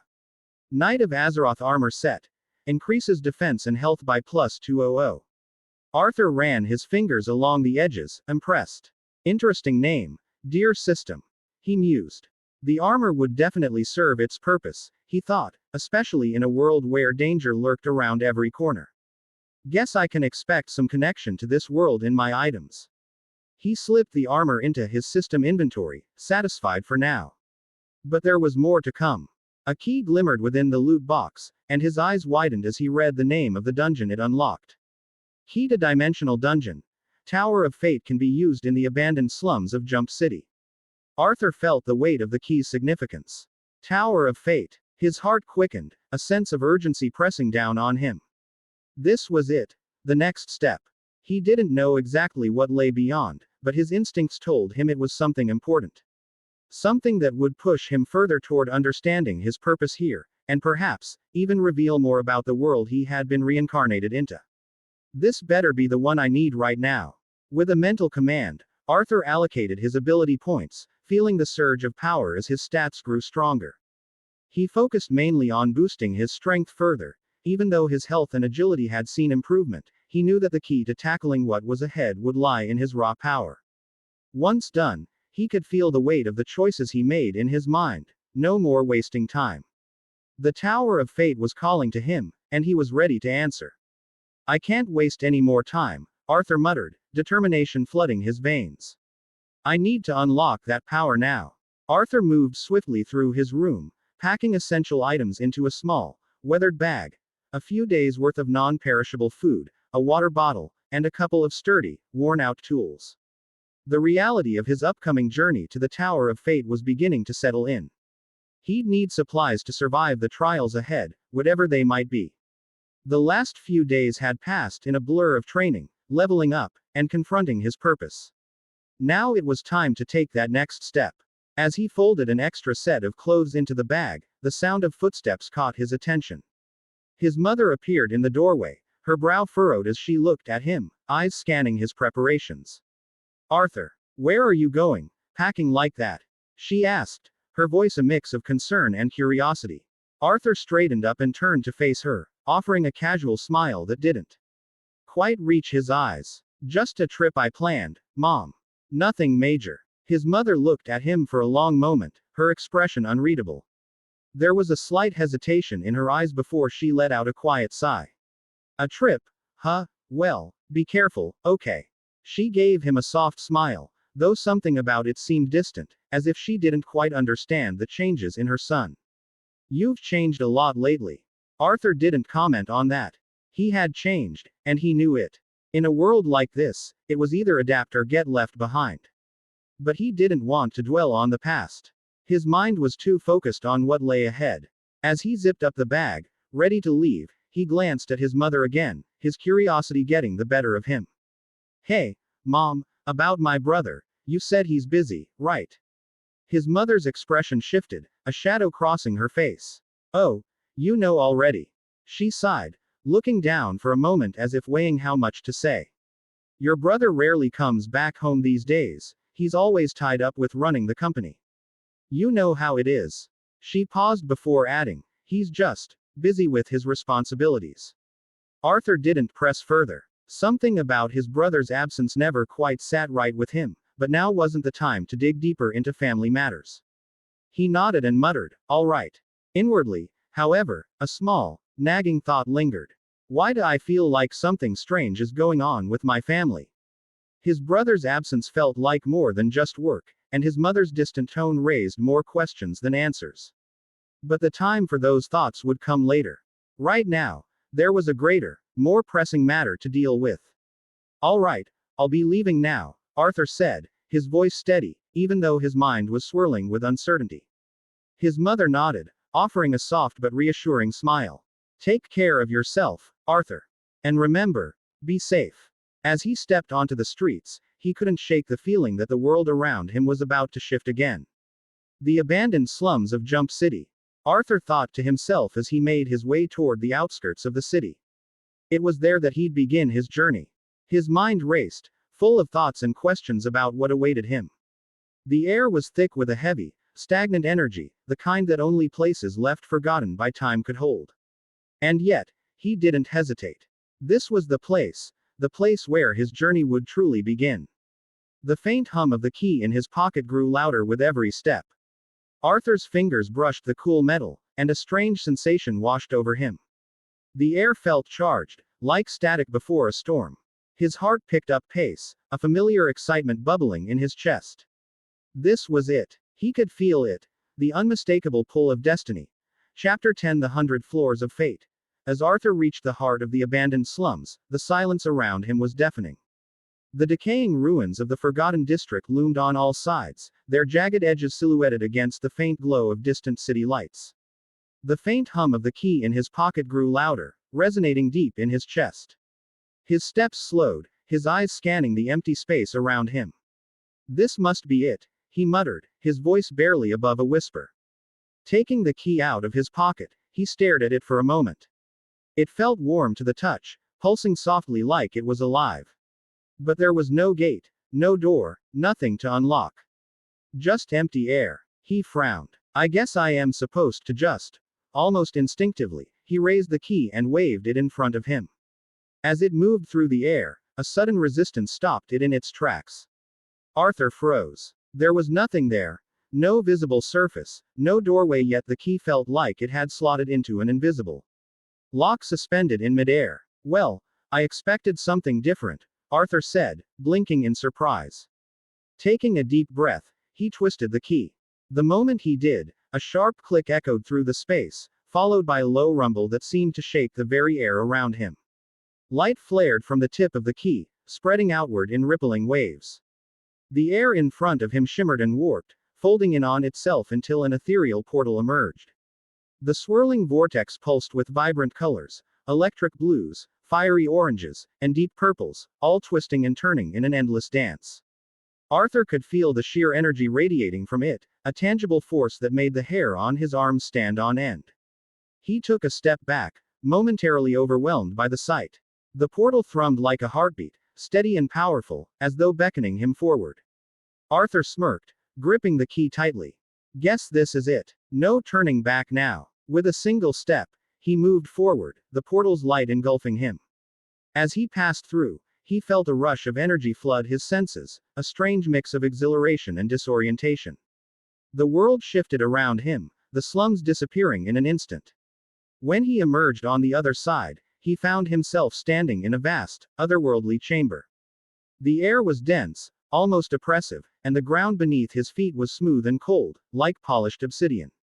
Towering columns stretched high into a dark, endless void above, glowing faintly with intricate runes that pulsed with an ancient energy. Arthur exhaled slowly, his breath visible in the chilly air. The sheer scale of the place was overwhelming, and yet, he felt an undeniable pull, like he was meant to be here.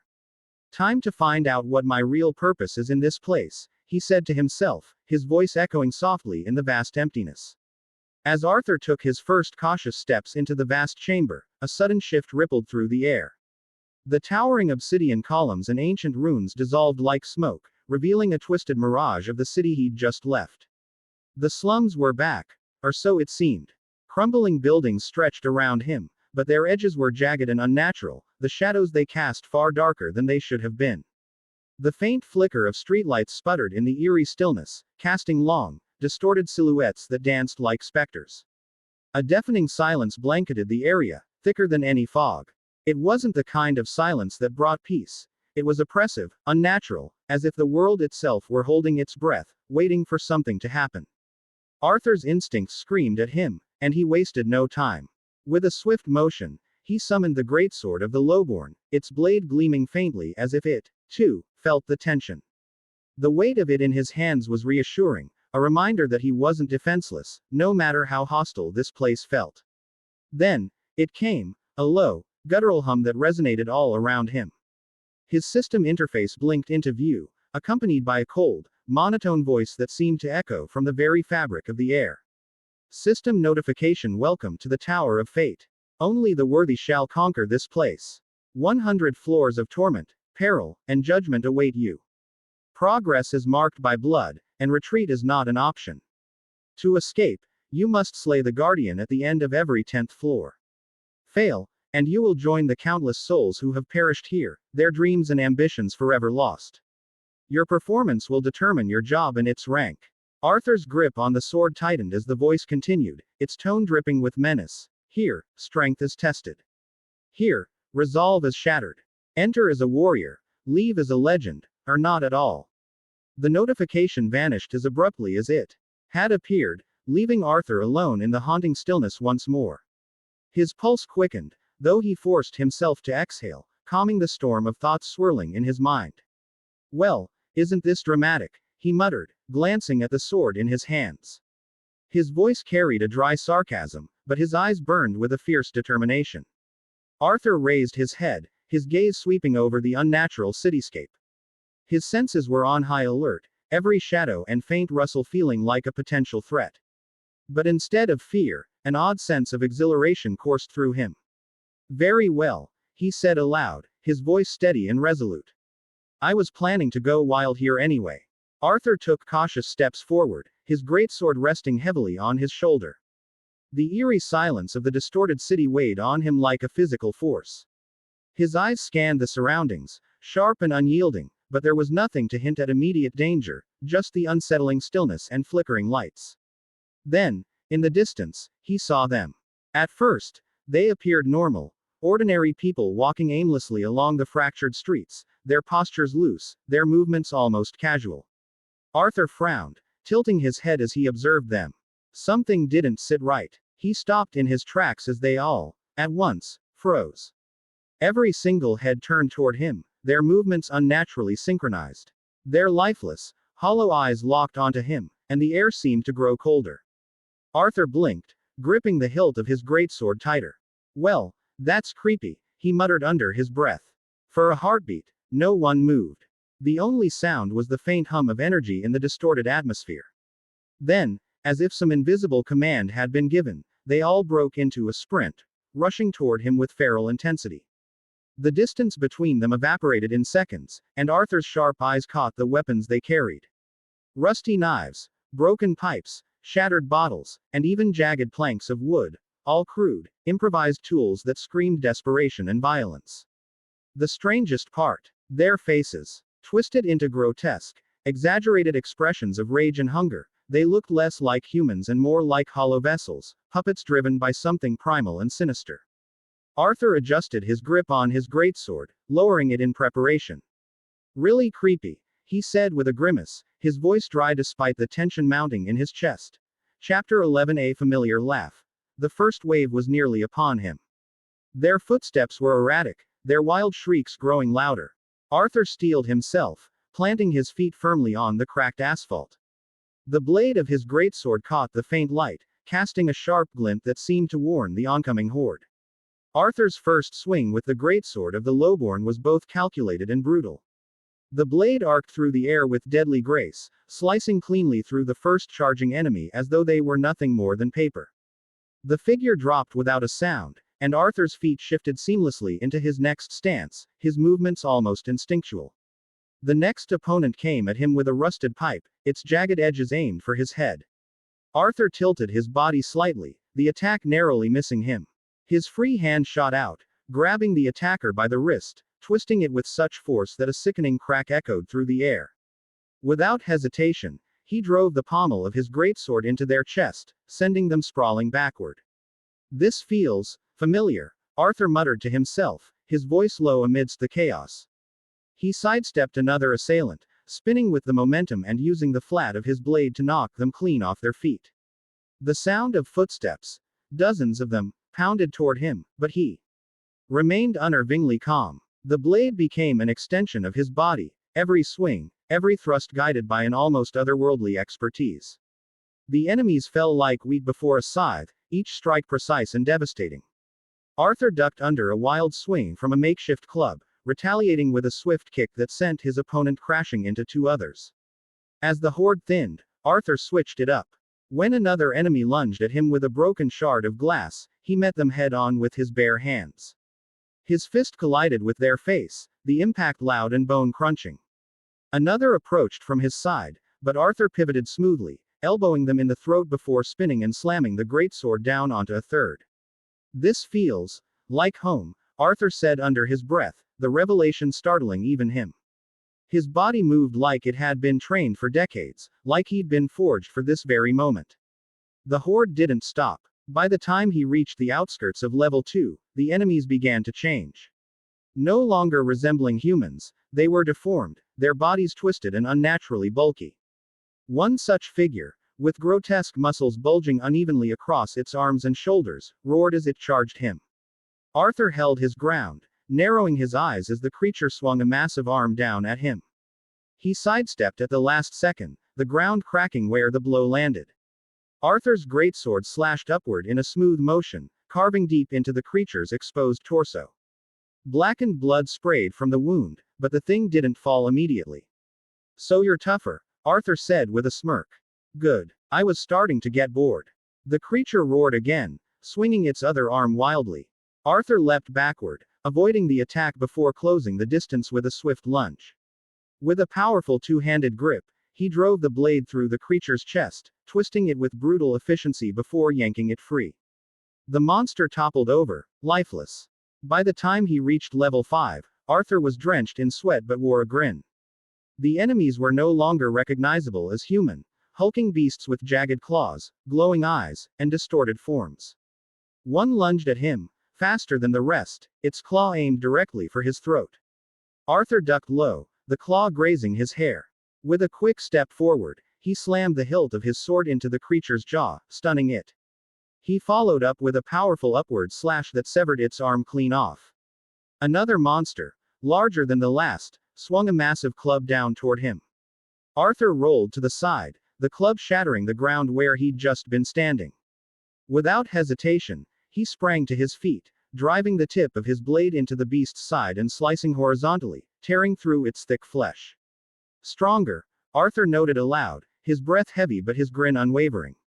But still not enough. The battle continued, each wave more monstrous and powerful than the last, but Arthur moved with unrelenting precision.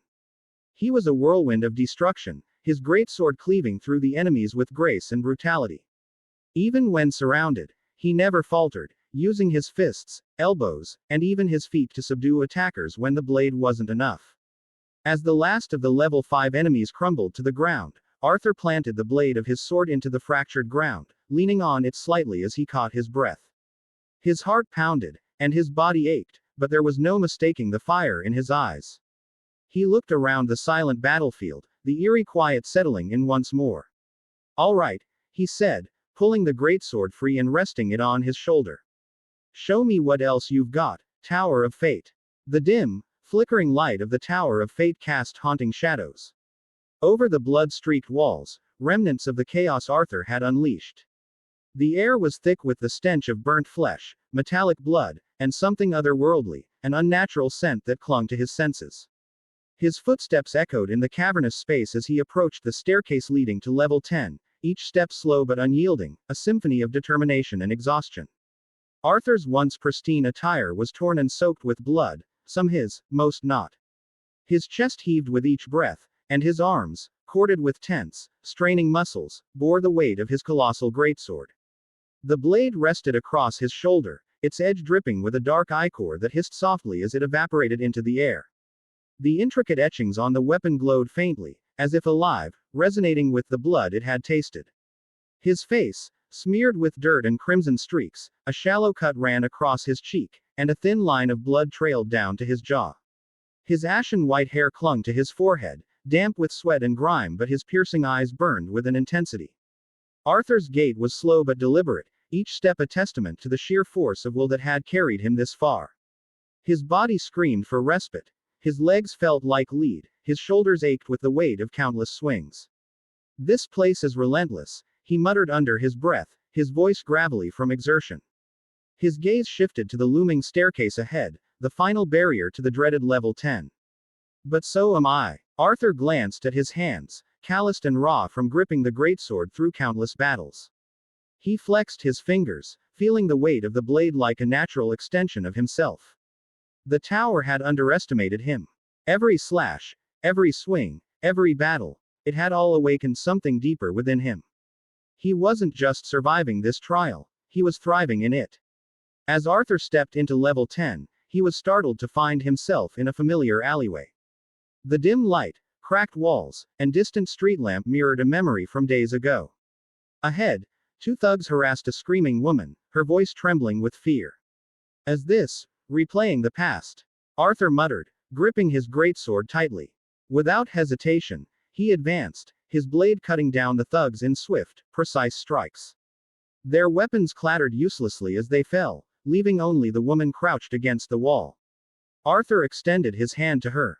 "You're safe now," he said, his tone calm but wary. The woman's trembling stopped, replaced by an unsettling grin. Suddenly, she burst into a maniacal laugh, her voice echoing unnaturally. Arthur froze, his outstretched hand lowering as a chill ran through him. What's the fuck is going on? He demanded, stepping back. Chapter 12 Arthur vs. Joker. Arthur watched in shock as the woman's figure twisted grotesquely. Her limbs contorted unnaturally, her skin turning pale and almost sickly white. Her hair shifted into two colors. One side a bright, obnoxious pink, the other a deep, electric blue. A wide, deranged grin stretched across her face, smudged lipstick forming a ghastly smile. Arthur squinted, disbelief etched on his face. Harley Quinn, he muttered. Harley twirled a massive, oversized mallet out of nowhere, giggling maniacally. Ding, ding, ding. Give the boy a prize. But, sugar, you're in my playground now. She pressed a button on her mallet, and suddenly, explosive confetti burst from the head, filling the room with blinding flashes and choking dust. Arthur coughed, waving the colorful smoke away with his free hand. Really? Confetti bombs. That's your big play. Harley wagged a finger at him, grinning wildly. Oh, honey, I'm just getting started. She flipped backward onto a nearby ledge, releasing more smoke bombs into the air. Arthur growled, gripping his greatsword tightly. Annoying. He charged toward her, but as he closed the gap, a shadowy figure leapt in his path. Without thinking, Arthur swung his sword, slicing the figure clean in half. To his frustration, it wasn't Harley. It was a faceless mob-like enemy that crumbled into dust. Oopsie. Wrong one. Harley taunted from above, swinging her legs playfully from the ledge. Arthur scowled and advanced again, only for more shadowy figures to lunge at him from all directions. Each time he tried to close in on Harley, he was forced to cut down the mobs blocking his way. His blade struck true every time, but each swing only led to more faceless enemies spawning between him and his target.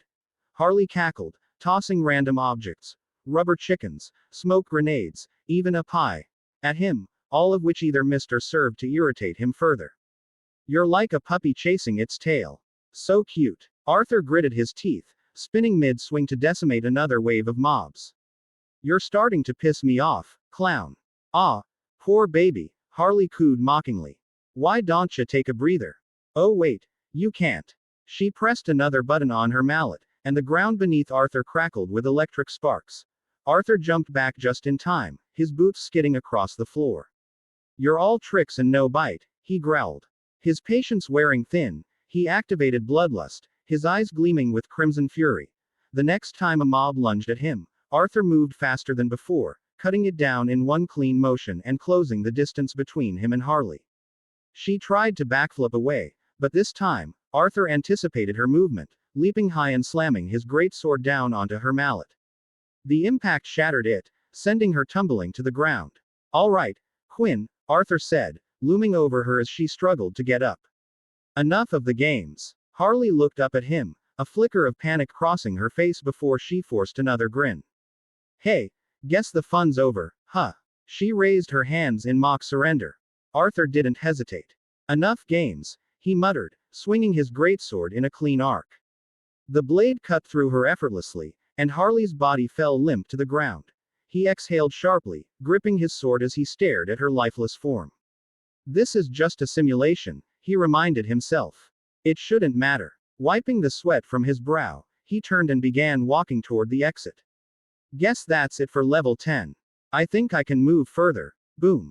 The deafening sound of an explosion cut him off mid-sentence, the shockwave knocking him off his feet. Arthur coughed, disoriented, as dust and debris filled the air. He looked back to where Harley's body had been, only to find a smoking crater in its place. A slow, menacing clap echoed through the air. Arthur squinted, and out of the smoke stepped a figure he immediately recognized. A tall man in a purple suit, green hair slicked back, and a face painted with a horrifyingly cheerful grin. The Joker. Arthur's eyes narrowed, his grip tightening on his sword. You've got to be kidding me. The Joker threw his head back and let out a spine-chilling laugh. Oh, I never kid. Well, maybe sometimes. But this is no joke, my boy. He spread his arms wide, his voice dripping with mockery. You thought my Harley girl was the final act. Oh no, no, no. She's just the warm-up act to the real punchline, me. Arthur stood up, his body tense and his mind racing. The Joker on level 10. I thought Harley was the boss here, he muttered, feeling the weight of his situation. The Joker tilted his head, his smile widening unnaturally. Oh, don't look so surprised. You're in my funhouse now, kiddo.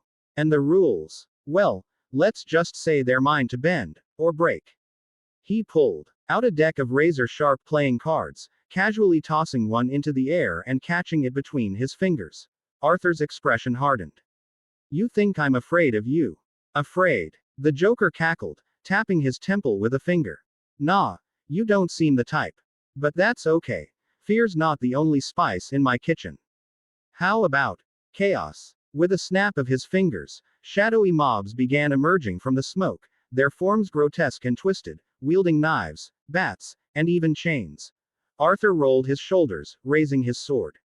Fine. Chaos it is. Let's see how you handle it when I cut through your little circus. The Joker grinned devilishly, pulling a small detonator from his pocket and waving it tauntingly. Oh, you're going to love what comes next, kiddo. Let's make this a real showstopper. The Joker's shadowy mob surged forward like a tide of chaos, their grotesque forms wielding an arsenal of crude weapons.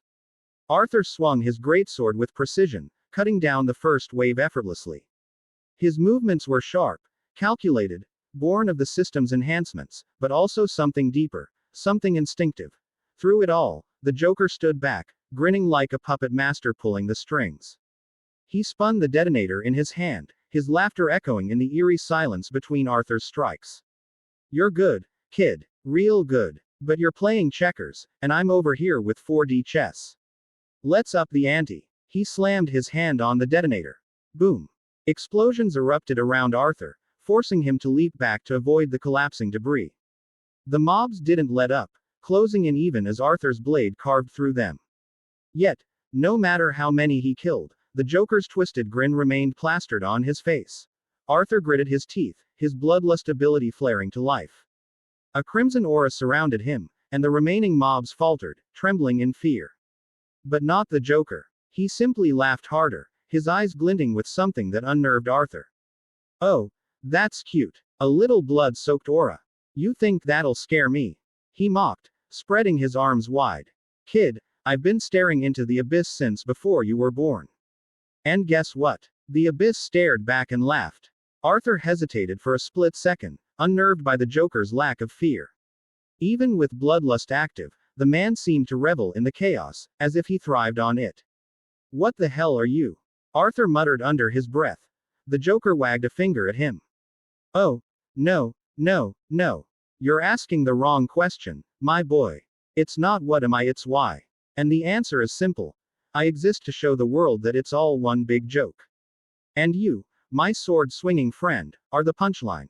Chapter 13. The Laughing End. Arthur clenched his jaw, shaking off the doubt creeping into his mind. He had to focus. The mobs were endless, and the Joker was playing him, forcing him to react rather than act. Then it hit him, the detonator. That was the key. As another wave of mobs charged at him, Arthur feigned exhaustion, letting his movements slow. The Joker tilted his head, curious but amused. Getting tired, are we? Don't worry, I'll keep the laughs coming. Arthur smirked inwardly. He waited until the mobs were within striking distance, then suddenly lunged forward with a burst of speed, cutting through the group in one swift motion. His real target wasn't them, it was the Joker. The clown's grin faltered as Arthur closed the gap, his greatsword poised to strike.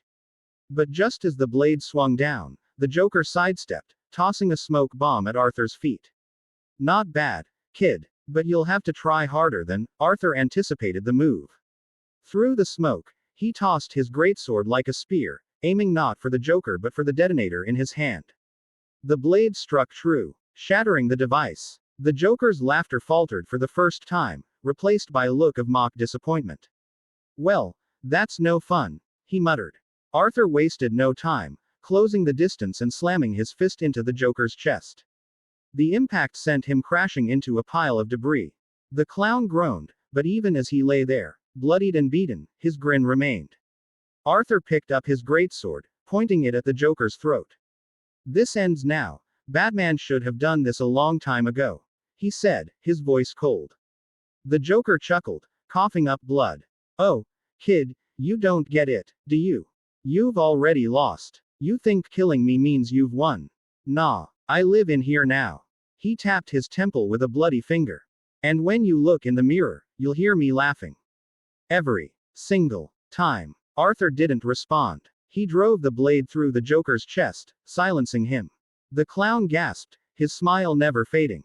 With his last breath, he whispered, "You're fun, kid. Real fun. Don't let the world ruin that for ya." The Joker died with a grin, his lifeless eyes staring back at Arthur. Arthur pulled his sword free, his hands trembling slightly. That wasn't even real, he muttered, trying to convince himself. But the unease lingered. His bloodlust had failed to frighten the Joker, and the clown's fearlessness left an unsettling impression. He wiped the blood from his face, turning toward the exit to level 11. If that was just the start, he said to himself, his voice low, what the hell is waiting for me at the top? Arthur stood still in the aftermath, the Joker's body laying lifeless before him. A silence hung in the air, a stark contrast to the chaos that had ensued moments before. Then, a series of system notifications flooded his vision, the words appearing before him like a parade of achievements. You leveled up. You leveled up. You leveled up. You defeated the boss of this level. You can now exit the tower. Arthur's eyes narrowed as he saw his level soar, a staggering 30 levels gained in such a short span. His body was battered, every muscle aching, his breathing ragged, but the numbers on the screen made it clear. He was growing stronger. I could keep going, Arthur muttered to himself, his gaze lingering on the path ahead, but every fiber of his being screamed for rest. But every bone in my body is telling me to stop. His body screamed in protest, bruised and bloodied, and yet his hunger for strength tugged him forward. But after a brief pause, he sighed, defeated by the undeniable exhaustion that weighed him down. I should leave. Come back later, he whispered, almost as though he was bargaining with himself. The realization that he didn't know how much time had passed gnawed at him. Was it days? Hours? Either way, the decision was clear. He chose to leave, stepping into the threshold where the portal awaited, the glow shimmering before him as it beckoned him out of the tower. As he crossed the threshold and the world around him shifted once more, Arthur found himself standing outside, back in the familiar ruins of the slums. But this time, he felt different. Stronger. More attuned to the power coursing through him. The system assessed his performance, as it always did, and then a final notification appeared. Remarkable mastery. Death follows wherever you set foot. You have gained the title of Soul Warden. Shadow extraction unlocked. You can now call upon up to 20 shadow soldiers. Arthur let out a breath, eyes glowing as he took in the magnitude of the power he'd just unlocked. Soul Warden. The title suited him somehow, resonating with a dark, ominous power that seemed to settle in his very core. His fingers flexed instinctively, and a smile tugged at his lips. His eyes, glowing a fierce blue, looked out toward the horizon. Choose a command word to extract and summon shadows. Arthur read the message, and a dark grin spread across his face. He had been given the power, the means to control and bend shadows to his will. The possibilities flooded his mind, but one thought stood above the rest. The first command, the one that would bind the shadows to him, would set the tone for everything to come. His eyes glowed as he pondered the right word. His voice was a whisper, but the weight of his decision made the air around him feel charged. It can only be one word, Arthur said to himself. Arise, he said, his voice cutting through the stillness. Arthur's mind raced as the notification dissolved, leaving only the weight of his newfound ability. Now, time to grow my army, he thought to himself, his voice barely a whisper. Raven stood in the center of the Titan's common room, her arms folded across her chest, a tense air about her. She stared down at the ground, brow furrowed as if she were lost in thought, but the weight of her words still hung heavily in the room. I've been keeping an eye on him, she began, her voice low, almost guarded. But he's disappeared. I can't find a trace of him anywhere. Not even with my spells. The Titans, gathered around her, exchanged glances. Robin, always the strategist, raised an eyebrow and leaned forward, clearly intrigued. Really? He asked, his tone sharp. Not even your magic could track him down. Raven's expression darkened slightly, the familiar flicker of frustration tugging at her control. No, she snapped, her eyes briefly glowing as the anger within her flared up. I tried everything, Robin. It's like he vanished into thin air. Robin sat back, considering this. His usually composed demeanor shifted into one of quiet concern. Damn, he muttered under his breath. All right, Raven, I'll let you handle it then. Starfire, standing nearby, raised an eyebrow at Raven's reaction. A mischievous smirk tugged at her lips. Oh Raven, she teased playfully, such fire in your words. It makes you much more intriguing. Raven shot Starfire a sharp look, but she simply giggled, clearly entertained by the tension.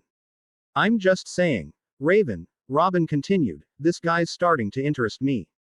If we can't track him down, that makes him more dangerous. Be careful. His tone softened, a rare hint of caution in his voice. Raven took a deep breath, pushing down her irritation. I know, but I'll find him. No one slips past me for long. Chapter 14 Unexpected Visit. Arthur sat back on the couch, a comfortable silence surrounding him as he relaxed in his dimly lit living room. The glow of his system interface was the only light as he stared at his stats, allocating his hard-earned ability points with ease. Damn, he muttered, a smirk tugging at his lips. I feel more powerful than ever. His fingers flicked through the menus effortlessly, adding points to his strength and intelligence, feeling the surge of power course through him with every allocation. I've been pushing myself, but it feels like I could take on anything now. Name: Arthur Blackwynd. Job: Soul Warden. Title: Bane of the Unworthy. Plus 20% attack against those who harbor evil intent. Level: 40. Fatigue: 0 HP. 3800 megapixels. 4700 strength. 45 greater than 100 health. 27 greater than 84 agility. 20 greater than 50 intelligence. 22 greater than 100 sense. 20 greater than 50 available ability points. 90 greater than 0 passive skill. Tenacity level 1 job specific skill. Shadow extraction skills. Bloodlust level 1. He leaned back, stretching as the weight of his recent battles still clung to his body. His muscles were sore, but it was a satisfying kind of pain, the kind that comes from pushing beyond limits. The tower, the battles, they all seemed like nothing now. Arthur's gaze drifted to the window, the view of Jump City sprawled out before him. A sudden, thought-provoking chill ran down his spine. He couldn't shake the feeling that the tower still had more to offer, more to throw at him. I should head back to that tower, finish what I started. But, his voice trailed off, the thought of the Joker still gnawing at his mind. A grimace twisted his face as he recalled the madman's chaotic presence, the twisted games he had played, and the danger he posed. Seriously, Joker? Arthur let out a low laugh, shaking his head. What the hell's in level 50, Darkside? Do I get to fight gods next? His tone dripped with sarcasm, but the unease underneath his words was unmistakable. He knew better than to underestimate whatever lay ahead. Even though his power had grown exponentially, there were forces in this world or in the tower that could rival or even surpass his own. He just had to be ready for them. I'll deal with whatever comes next. Bring it on, he muttered, before standing up, his body flexing with newfound strength. His hand instinctively went to his sword, the greatsword of the Lowborn, hanging on the wall nearby. Arthur sat in his living room, idly flipping through his phone. The peaceful silence was welcome after the chaos of the tower. The weight of his thoughts pressed down on him, but it was a comfort compared to the battles he'd been facing. He wasn't sure what to expect next, but it was a welcome reprieve. Suddenly, a chill in the air made his senses snap to attention. Something was off. Something he couldn't quite put his finger on, but the atmosphere shifted. He felt a presence behind him, darker and familiar. He didn't even turn around. He didn't need to. His voice was steady, even though his mind raced. So, it's you, huh? From behind him, a soft voice rang out, cool and collected. It's been a while. Guess you're finally home. Arthur turned to see her. Raven, standing at the threshold of his living room, her dark cloak swaying as she slowly lifted her hood. Her violet eyes locked onto his with an intensity that immediately reminded him why he had been avoiding her in the first place. He raised an eyebrow, a slight smirk tugging at his lips. You've been stalking me, haven't you?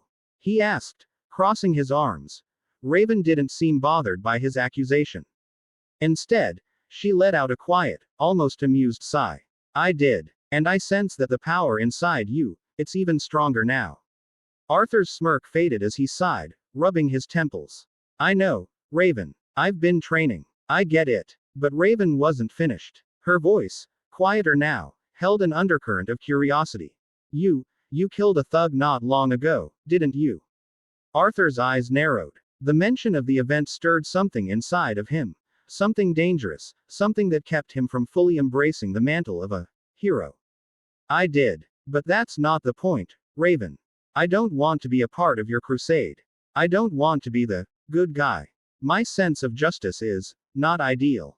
He looked at her with a mixture of frustration and resolve, hoping she'd understand. Before he could finish, Raven stepped forward, her expression unreadable, though something about her tone softened. I don't care about that, she said, her voice firm, but not unkind. It took me years to learn how to control my abilities and emotions, years of solitude, pain, and struggle. She paused, then added, but I've learned, and I know what you're capable of. You could help people, more than just your own personal goals. Arthur was still unconvinced. He started walking toward his greatsword, resting against the wall near the window. As his hand hovered over the hilt, he looked back at her, turning his body halfway. Why are you here, exactly? I'm sure you're not here to debate morals with me. Raven hesitated for a moment, then her lips curved into a rare, small smile, more genuine than any smile Arthur had seen from her before. That's true. I still want you to join us. I know where you could put your abilities to good use. She paused again, as if weighing her words carefully. And for that, I've called in a helper, someone I'm sure you'll appreciate. Arthur raised an eyebrow at the unexpected statement. A helper? What are you talking about? Before Raven could elaborate, a sharp, almost arrogant voice broke in, cutting through the air between them like a blade. Well, if it isn't the mysterious, brooding hero in the making. The voice was unmistakable, sarcastic, and laced with a certain rough charm. Arthur turned to find a man standing right behind him, his hand resting heavily on Arthur's shoulder. The man had an air of chaos about him, a presence that demanded attention even in the face of Arthur's growing irritation. Arthur's brow furrowed. Who the hell? The man grinned, his tousled hair framing his face, a cigarette dangling from his lips. His smile was wild, mischievous, almost too confident. Constantine. John Constantine, at your service. He gave Arthur a once-over, then a knowing wink. We're going on a trip. Before Arthur could protest, Constantine placed a hand on his shoulder, the grip surprisingly strong, and without warning, the world around Arthur warped and twisted. The air crackled, and the next thing Arthur knew, his feet were no longer touching the ground. Wait, what are you? Arthur's voice was drowned out by the sudden onslaught of dizzying motion. Relax, Constantine said with a smirk, I'm taking you to a nice place. Nothing too crazy. Well, nothing too crazy for you, mate. Arthur's vision swirled, and he tried to pull away, but the magic surrounding him was too strong. He had no choice but to let it happen. The man didn't even give him a chance to voice his rejection before the two of them disappeared, leaving Raven standing quietly behind them, her gaze unreadable. Arthur didn't know where he was going, but from the look in Constantine's eyes, he knew it wouldn't be good. As they disappeared into the ether, Raven's quiet voice followed them. Don't worry, Arthur. This is just for you to find your. Chapter 15 Shadows in Limbo. Arthur stumbled forward, his boots scraping against the jagged, cracked ground beneath him.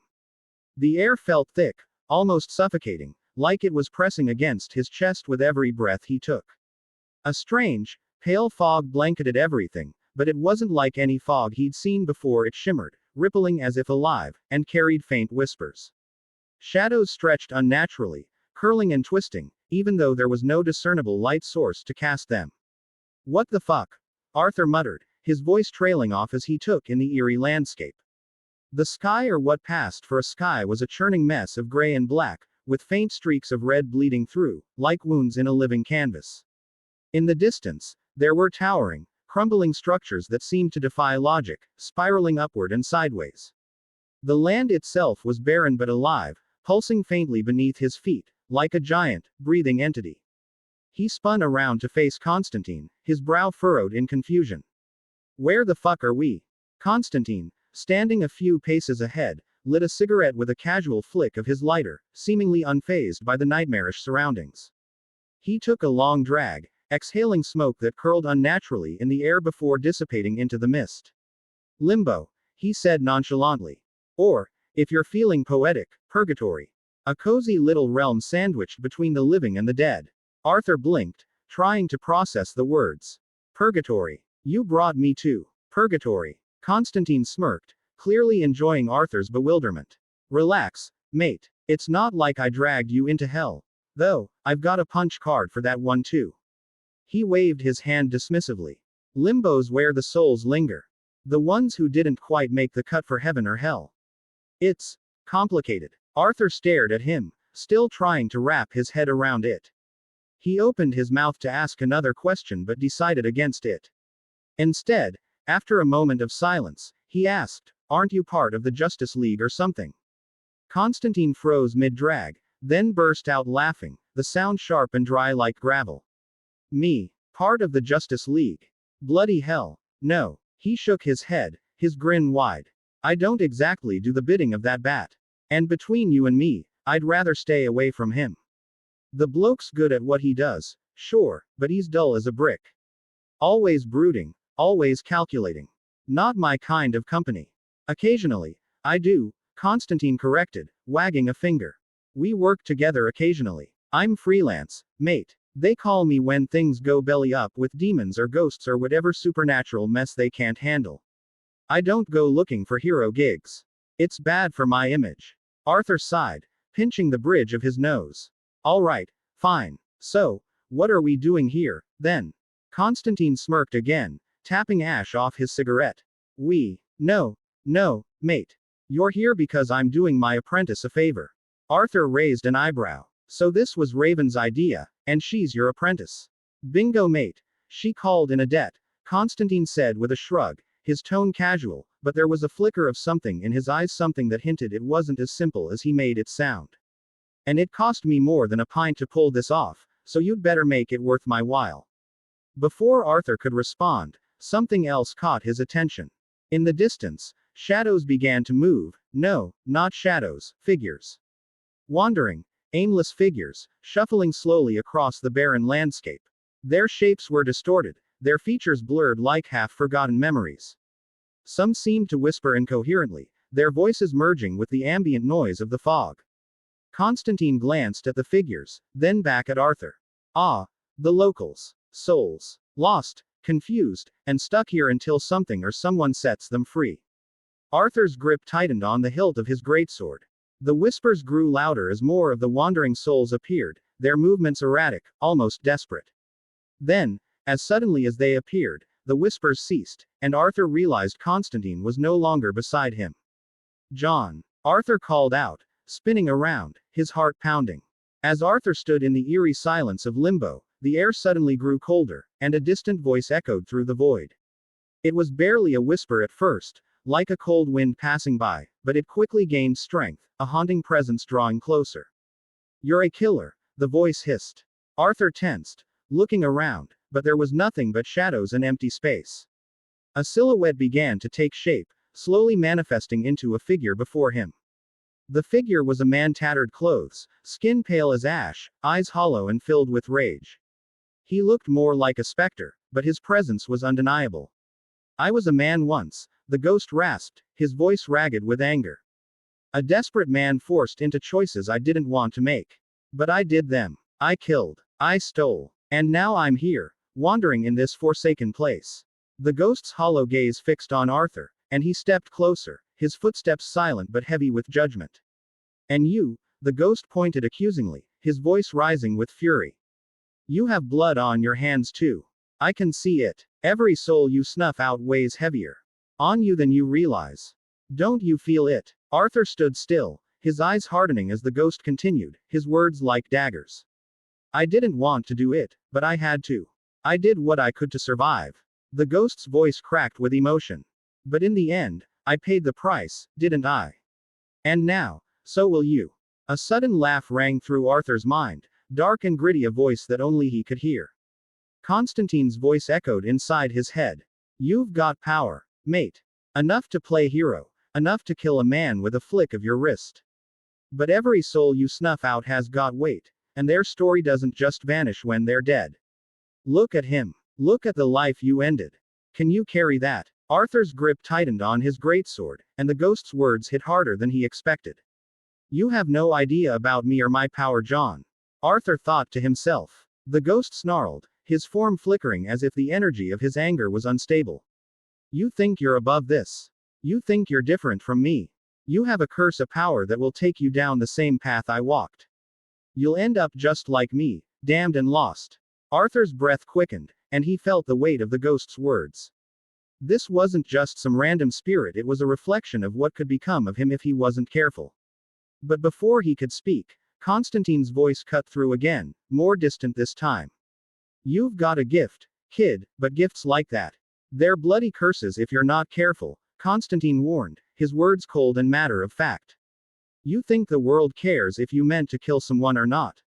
Intentions don't mean squat when there's a body in the ground and a soul wandering down here. Arthur clenched his jaw, narrowing his eyes at the specter before him. Arthur's gaze remained steady as the ghost before him disintegrated, his form fading into the endless mist of limbo. The eerie quiet of the place hung heavy in the air, broken only by the faint whisper of souls passing by. But then, a sharp, metallic sound echoed in his mind, a familiar ping that pulled his attention away from the dim landscape. System notification. Quest activated. Hostile entities are actively seeking to harm you. Kill the 10 demons attempting to collect wandering souls. They are a threat to your existence in this realm. Arthur smirked to himself, never breaking stride as he walked further into the gloom of limbo. Are they mistaking me for one of the souls they collect here? He muttered under his breath. His smile widened as he looked ahead, his mind already calculating his next move. This is fine by me, he said aloud, the words tasting like a challenge. I was wondering who I should make my first shadow soldiers. His eyes gleamed with a growing excitement as the thought solidified.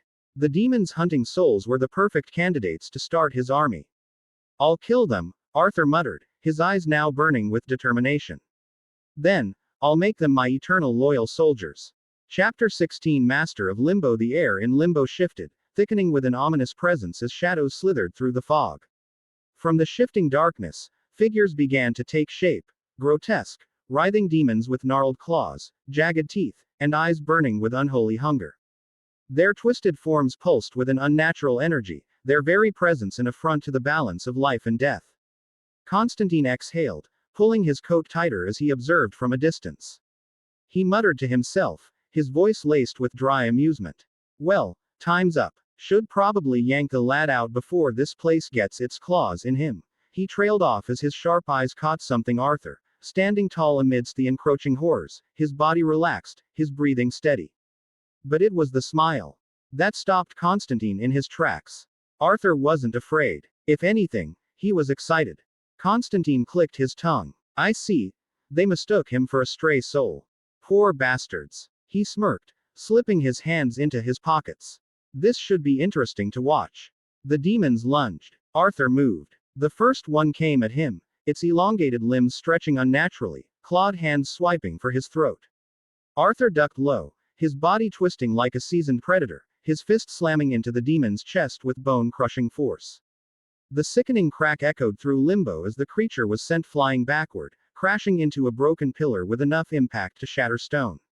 Another roared and leapt toward him, its massive, jagged maw opening wide to consume him whole.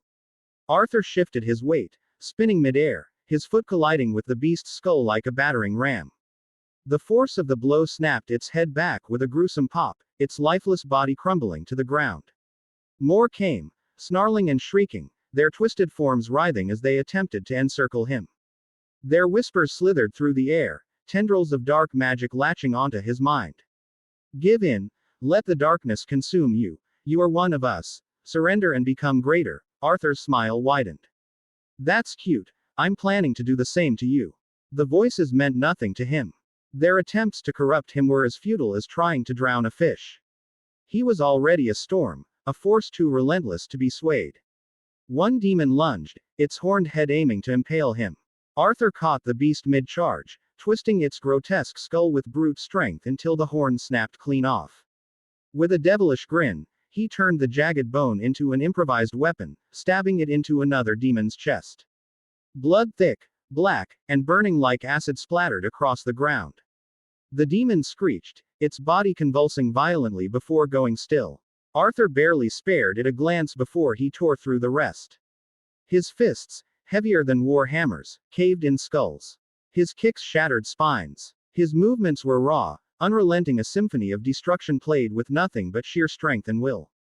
By the time the battle settled, the ground was littered with twitching, broken bodies.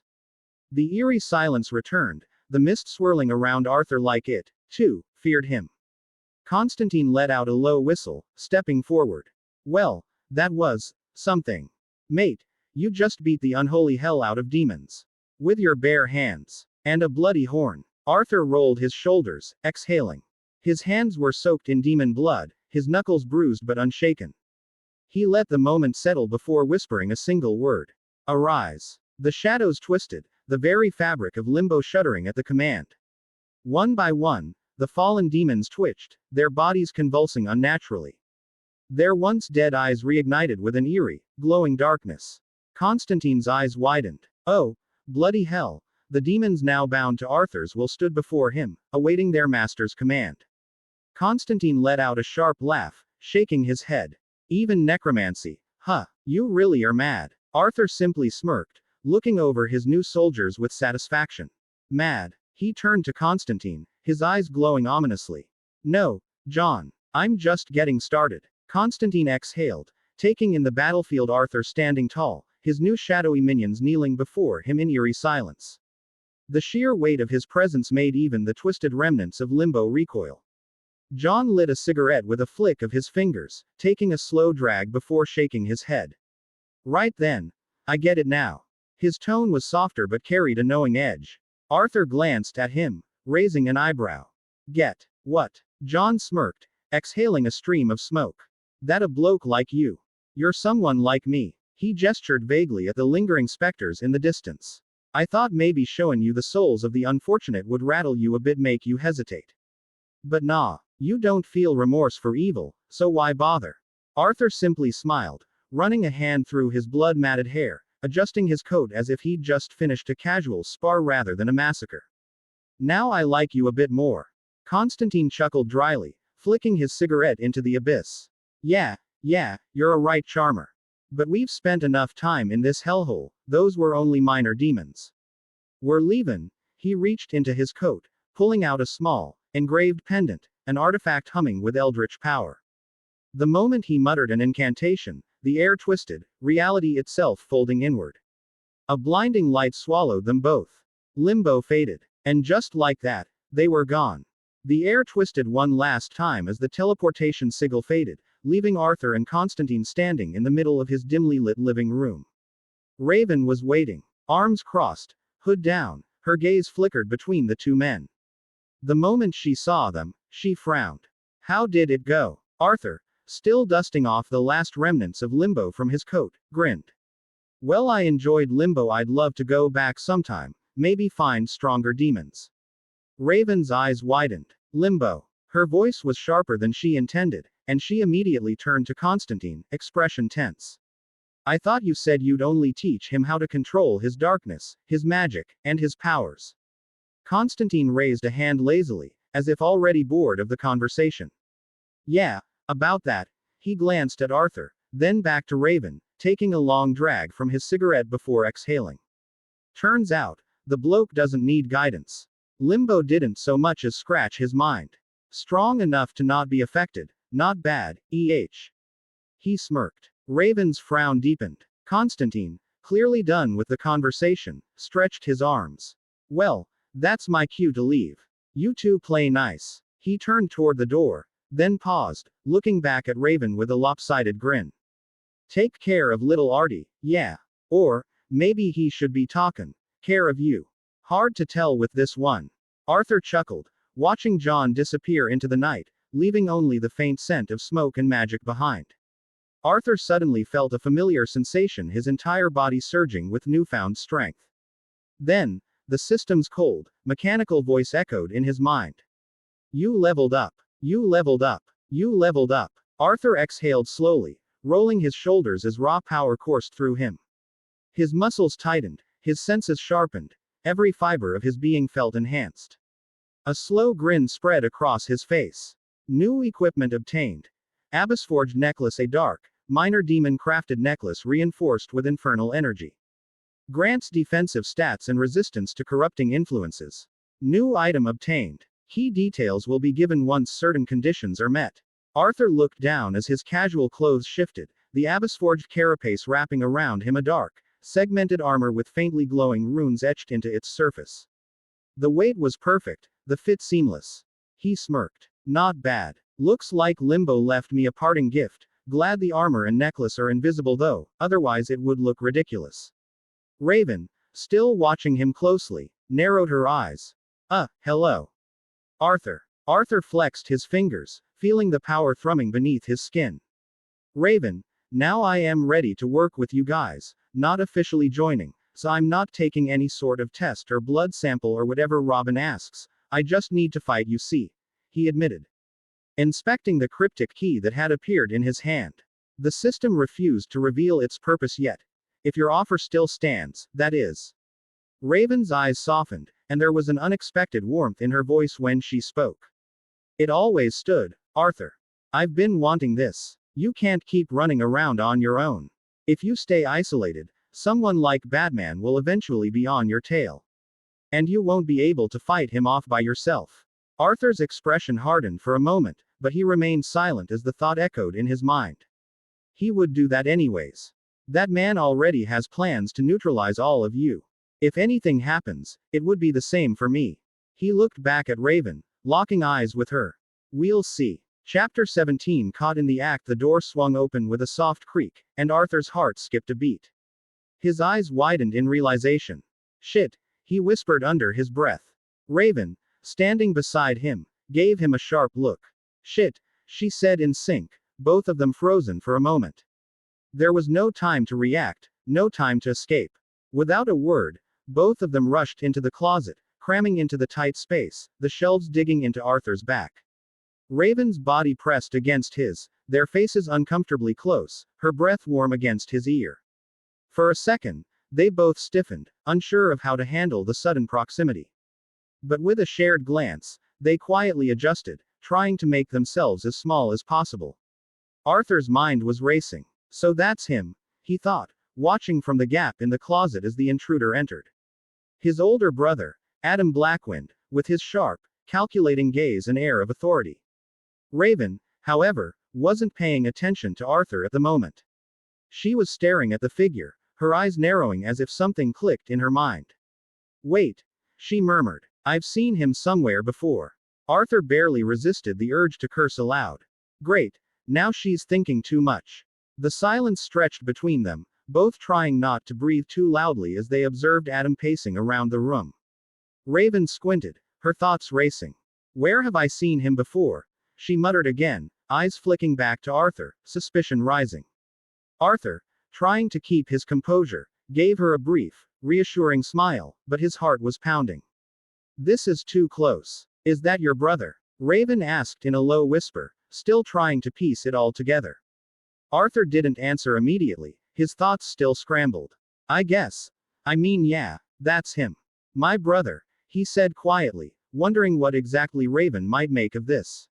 Adam muttered from the other side of the room, pacing back and forth. Well, where did that idiot disappear to? His voice was filled with frustration, and it made Arthur's blood boil. He clenched his jaw, irritation flickering across his face.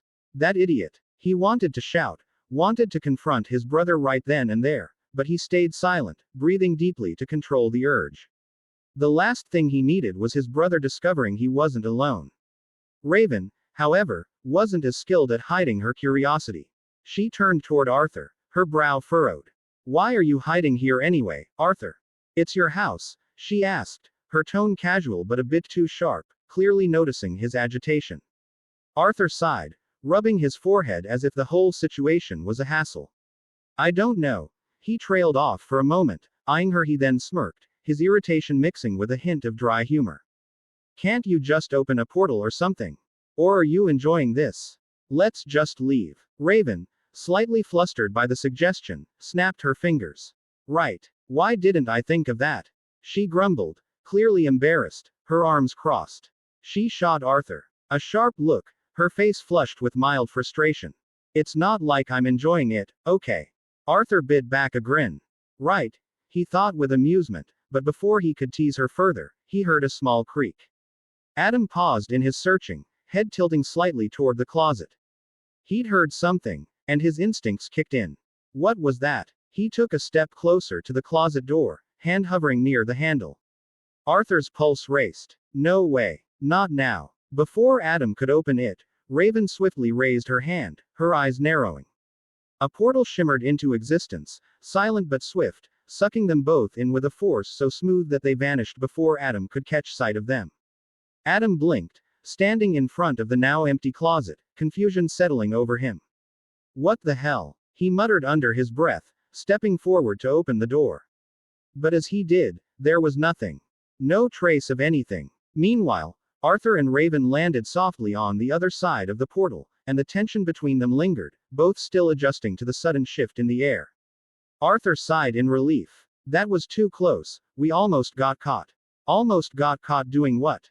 Starfire's cheerful, yet slightly confused tone rang out. Arthur's head snapped up to see Starfire, her vibrant red hair flowing in the air like a halo, standing with a bright, innocent smile. She tilted her head, her wide, curious eyes scanning the pair before them. Behind her stood Beast Boy, in his usual green form, grinning from ear to ear, Blue Beetle leaning casually against the wall, and Robin, arms crossed, his sharp eyes focused on Arthur. Arthur felt a wave of heat rush to his face as the room seemed to freeze for a moment. Raven, ever the calm one, immediately rolled her eyes and sighed. We weren't doing anything, Raven said flatly, shooting Arthur a sidelong glance that made him feel like he should have said something more convincing. Arthur, always one to run with whatever nonsense was thrown at him, opened his mouth to retort but then quickly realized no witty line would get him out of this one. Yeah, just a very urgent training session, he muttered, the sarcasm dripping from his voice. Starfire's eyes sparkled with innocent curiosity. Training session. She looked to Raven for confirmation, but you were so very close together. I did not know you two were training in such a way. Arthur choked on his own breath. What? He sputtered, his face going redder than a tomato. This is how I'm gonna be introduced to these guys. Training. Yes. In the arts of magic. Raven quipped, crossing her arms and looking at Arthur with that unmistakable deadpan stare. Beast Boy, who had been snickering quietly in the background, immediately burst out laughing. Dude, I gotta admit, that was smooth. You two sure you weren't hiding some other kinda training? He wiggled his eyebrows exaggeratedly, earning an exaggerated groan from Arthur. Robin, still watching the whole scene with a narrowed gaze, uncrossed his arms, taking a step toward Arthur. So, this is Arthur. His tone was serious, but there was a glimmer of amusement in his eyes. Arthur looked over at Robin, feeling a sense of wariness as he nodded. Yeah, that's me, Arthur Blackwynd. Nice to meet you, I guess. Blue Beetle, who had been observing the whole thing from the corner, finally spoke up, his voice lighthearted and curious. So you're the mysterious guy Raven's been keeping an eye on. Guess you got some serious skills, huh? Arthur smirked, a bit more at ease now that the tension had somewhat broken.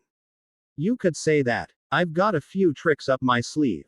Starfire smiled brightly, clearly unfazed by the earlier awkwardness. Then you must be quite skilled. You seem to have much potential, Arthur. She clasped her hands together in delight, her enthusiasm practically glowing. Beast Boy, never one to miss an opportunity to poke fun, grinned. So, you two, huh? You and Raven, do you have a secret training buddy system or something? Raven's gaze softened just a bit, but she was quick to throw in, this isn't some sitcom, Beast Boy. Stop reading into things. Beast Boy threw his hands up in mock surrender, grinning ear to ear. All right, I was just checking. No need to get all defensive. Robin, still serious but with the faintest hint of a smirk, cleared his throat. All right, enough with the jokes. Arthur, welcome to the team, though don't expect a free pass just because you've made an impression on Raven. He glanced at his teammates, then at Arthur. You'll have to prove yourself, just like anyone else. Arthur took a step forward, his tone firm. I'm just gonna make one thing clear, I'm not gonna be part of your team. But I will aid you because I wanna fight. Robin narrowed his eyes at Arthur, clearly weighing his words. So, let me get this straight, you don't want to be a Titan, but you'll fight alongside us when it suits you. His voice was calm, but there was a hint of skepticism. Arthur nodded, crossing his arms. That's right. I don't do teams, I do battles. If there's a fight worth my time, I'll be there. Robin exchanged a glance with Raven, who simply shrugged. That's his condition, she confirmed. Robin exhaled sharply, rubbing his temple before looking back at Arthur. Great. Another loner with a hero complex, he muttered under his breath. Then, with a small smirk, he added, fine.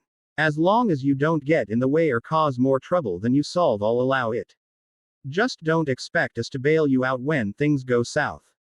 Arthur narrowed his eyes, watching the way Robin rubbed his temple in frustration. I know you don't trust me, boy wonder.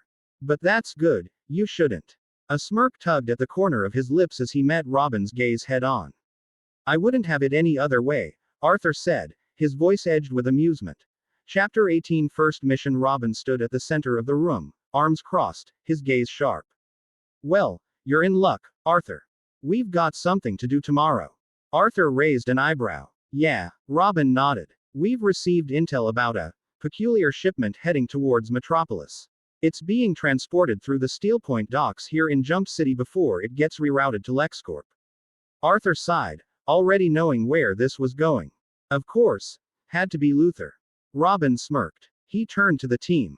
Titans, we'll head out at shit. Arthur suddenly interrupted, rubbing his temple. The whole room went silent, everyone looking at him. I totally forgot about school, Arthur muttered. I've already missed quite a lot. For a moment, there was silence. Then, Beast Boy burst out laughing, and soon, the entire room followed. Even Raven, who covered her mouth slightly but still chuckled. Dude. Beast Boy grinned, pointing at Robin. Who do you think funds that school? Arthur blinked, then narrowed his eyes at Robin, realization hitting him like a truck. Wait a damn minute. Robin just smirked, arms crossed. Beast Boy cackled. Come on, man. We all skip. Well, except Raven, 'cause she's a nerd. Raven shot him a glare, deadpanning, I can and will teleport you into the sun. Arthur, meanwhile, pieced everything together. He sighed, shaking his head. Of course. Wayne Enterprises. He thought to himself, no wonder Raven said I wouldn't be the first with powers there. Robin just smirked. Now you're catching on. Robin folded his arms and gave Arthur a measured look. We head out at dawn. Get some rest. He turned slightly, motioning towards the vast interior of the tower. It's big enough. Make yourself at home. Just don't go snooping where you shouldn't. Arthur smirked at the implied warning but simply nodded. Got it. Thanks. With that, he turned and left with Raven and Beast Boy, the sound of their footsteps fading as they walked through the tower's sleek hallways. As soon as they were out of earshot, Cyborg glanced at Robin. You don't trust him, do you? Robin's response was immediate. Nope. Arthur took in his surroundings as they moved through the tower. It was a modern marvel, sleek steel and glass, reinforced yet designed for comfort. The dim lighting of the hallway cast elongated shadows along the walls, the soft hum of hidden technology filling the silence.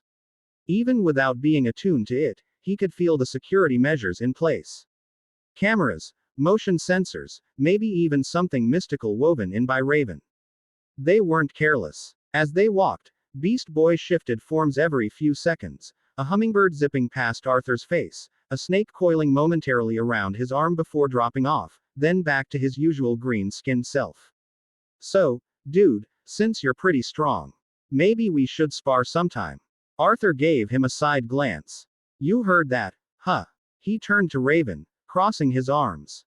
So much for not reporting about me to the Titans. Raven sighed, unfazed. I only mentioned a tiny bit about you. Beast Boy laughed. Yeah, well, that tiny bit made Robin put you on his potential threat list. He elbowed Arthur playfully. That's kinda impressive, man. Arthur smirked but didn't reply. He had expected as much. They finally stopped in front of a door, and Raven gestured toward it. This is your room. Arthur stepped inside, taking in the space. It was simple but well designed. Dark walls with neon lighting strips lining the corners, a spacious bed, a desk with a built-in interface, and most importantly, a massive window overlooking Jump City. The city lights twinkled against the night, and the reflection of the T-shaped tower in the water gave a sense of both isolation and dominance over the skyline. Arthur let out a breath. Not bad, Robin. You think I can't see the cameras and the security you have here?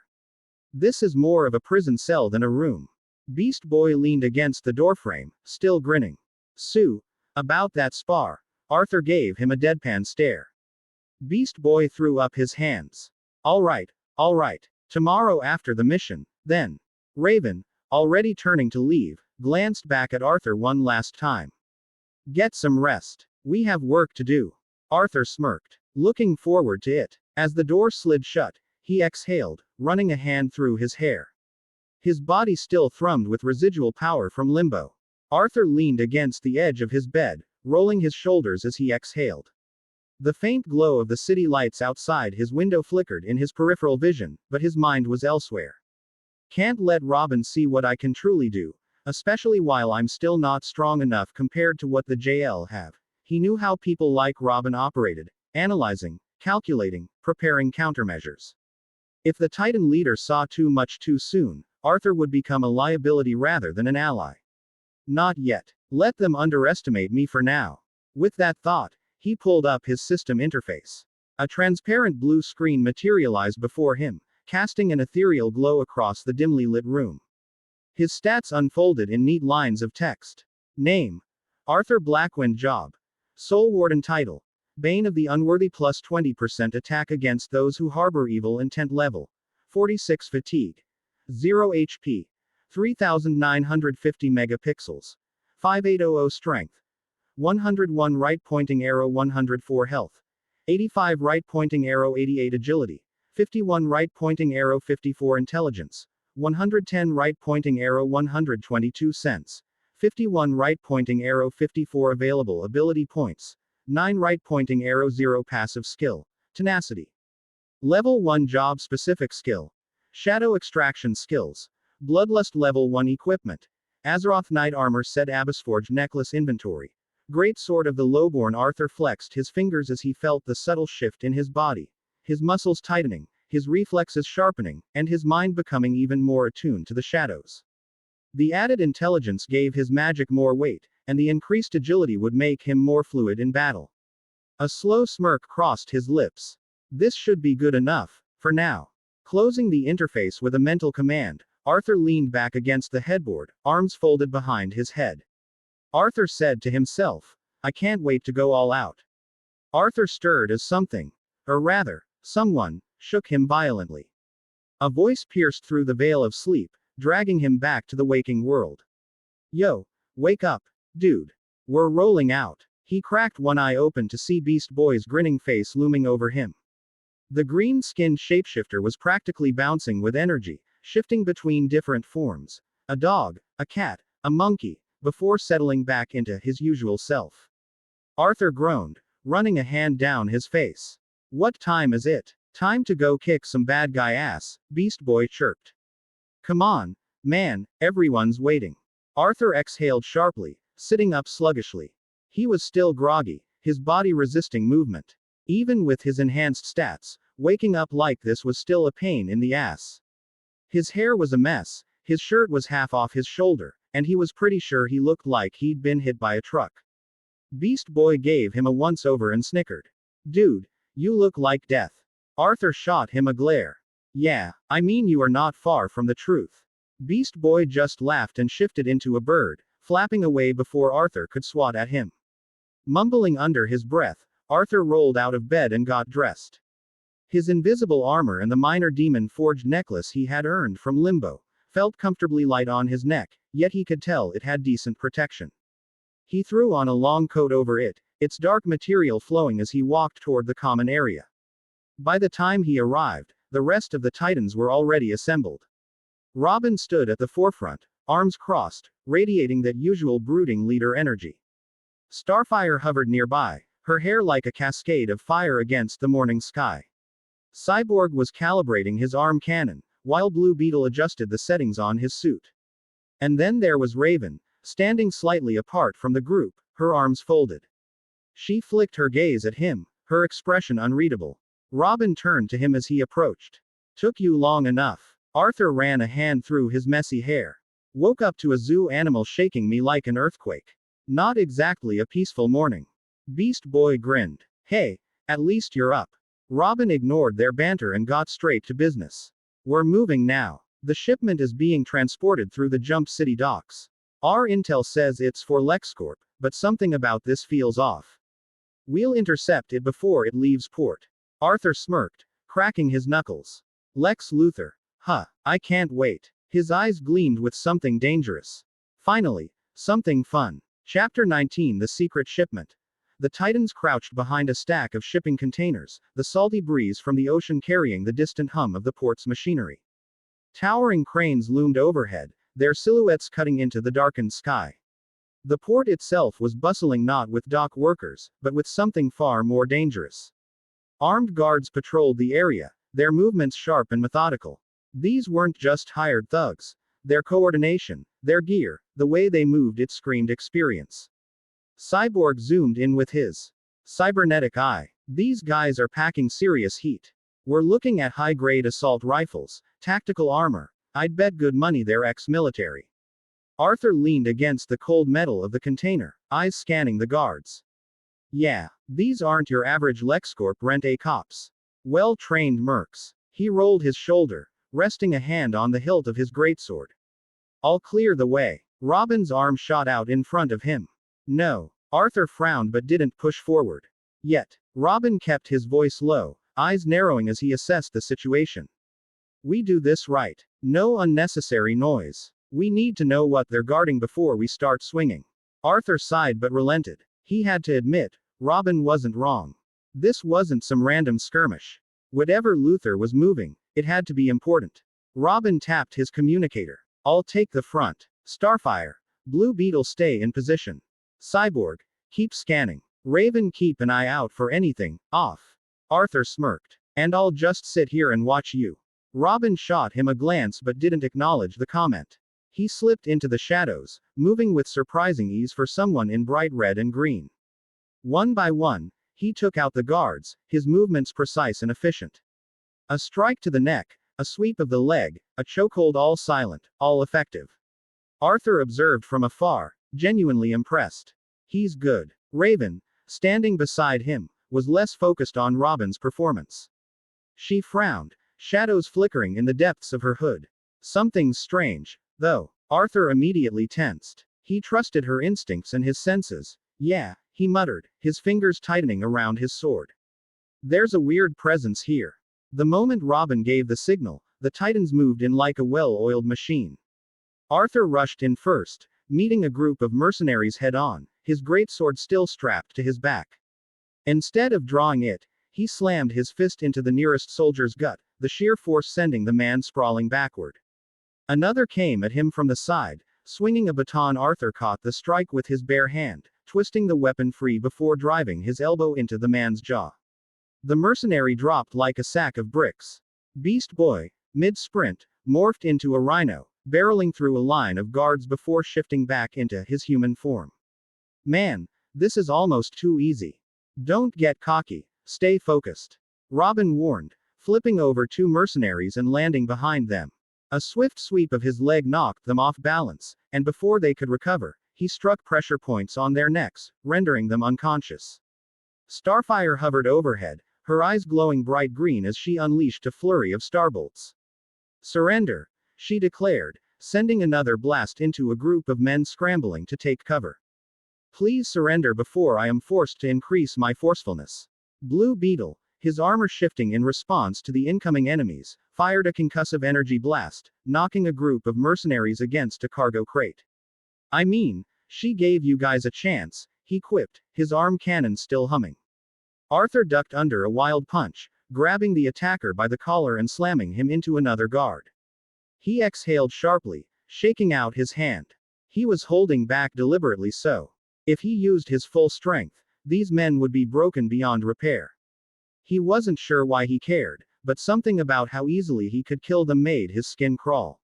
Cyborg, who had been covering their backs, fired his sonic cannon, sending the last few mercenaries flying. That all of 'em? He asked, scanning the area. Robin dusted himself off. Looks like it. He turned his attention to the real target, the shipment they had been guarding. It was a large, reinforced container, being loaded onto a cargo ship. A simple glance at the side of it told them everything they needed to know. A bright red LexCorp logo was stamped on the metal. Well, no surprise there, Beast Boy muttered. But Arthur wasn't looking at the LexCorp logo. His gaze was locked on something else. A name printed just beneath it. Blackwynd Science Group. Raven noticed his expression. Isn't that your name? The entire team turned to him. Arthur took a step back, completely bewildered. The hell is this? Robin's eyes narrowed. He didn't say anything, but the suspicion was obvious. Before Arthur could process the implications, Cyborg moved forward, his mechanical hand shifting into a cutting tool. Only one way to find out what's inside. Sparks flew as he cracked open the container, forcing the reinforced doors apart. A sickly green glow spilled out. Cyborg took a step back, his systems already detecting high radiation levels. No way. Inside, stacked neatly in reinforced cases, was a crazy amount of kryptonite. The air turned heavy with realization. Starfire's eyes widened in concern. Beast Boy's usual lightheartedness disappeared. Blue Beetle stiffened, his armor instinctively reacting to the dangerous material. Robin took a slow breath, his gaze flickering from the kryptonite to Arthur. Before Arthur could even form a response, a sharp crack split the air. A sniper round tore through the darkness, aimed directly at his head. But before it could reach him, something moved. A shadow, no, a figure, clawing its way out from the darkness at Arthur's feet. The creature was humanoid, its body wrapped in shifting black mist, its eyes glowing a malevolent red. Jagged, broken horns jutted from its skull, and its elongated fingers ended in wicked claws.